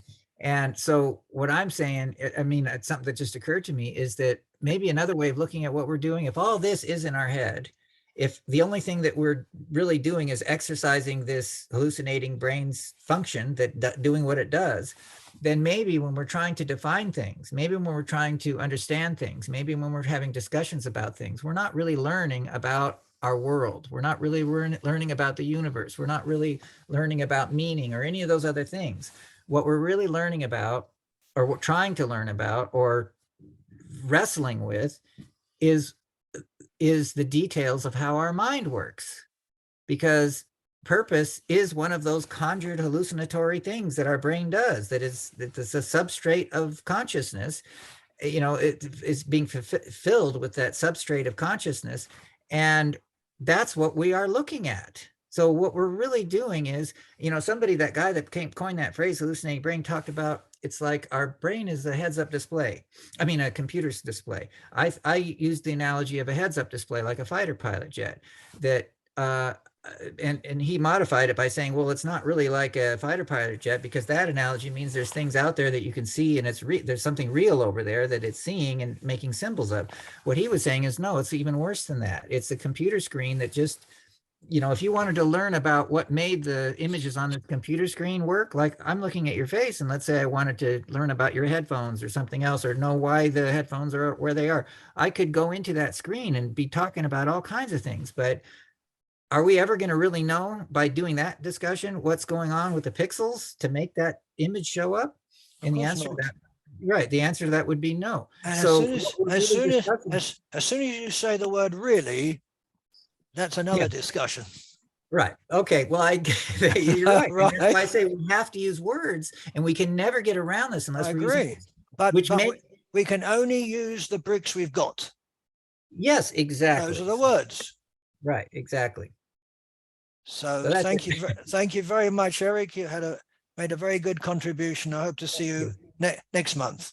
Yes, I will. And I do have to get going, but I will make an effort to come as long as I did not offend anybody too much. Oh, no, nobody's offended here by anything. No, no, no, no. It's been a real pleasure. I'm glad I found this group. It is, I think it's going to be something that is a significant, gives me significant purpose in my life. We're very, very pleased to have you, and all of you. Wonderful, wonderful thing.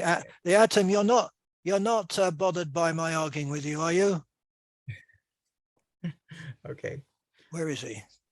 I'm sorry. I have the phone, but no. Listen, no, I just asked. I only asked if you found your group. Yeah. Right, Ron. Just like the other gentleman, it is wonderful. By no means, I enjoy the dialogue. I enjoy the different perspectives, and I think you're a great host. So no, you don't offend me at all. No, I'm very pleased to hear it. I'd hate to do anything like that. So, but I mean, I argue with everybody all the time anyway. So yeah, no, it's wonderful. It's wonderful. As you all know. So where are we? Roland, are you up again? Yeah. Just a quick one. Just to well, unfortunately Eric's gone now, so I was gonna take him up on the word hallucination. Yeah, that's been bothering me a lot. Yeah, I like if one wants to sort of attach some sort of label to it. I quite like the idea of a map. It's a sort of symbolic representation of something. That feels a little bit less charged with yes, with rightness and wrongness. But maps can be wrong too. Oh, of course, absolutely. But in terms of this, in some ways, to say I have a map of somewhere doesn't mean that it doesn't suggest that it's an illusion inherently. It just suggests it's a tool to do a particular job, which I quite like the idea of. But the other thing I was going to ask was on this knotty question of how we identify what a purpose is. I just wonder what it would be like to if every time one had some kind of want or dissatisfaction, it was instantly satisfied. Would we have a purpose? Yeah, we want more of it. But no, at the moment, it appears instantly satisfied. So there's no point at which dissatisfaction is registered. Would there be any purpose? Good question.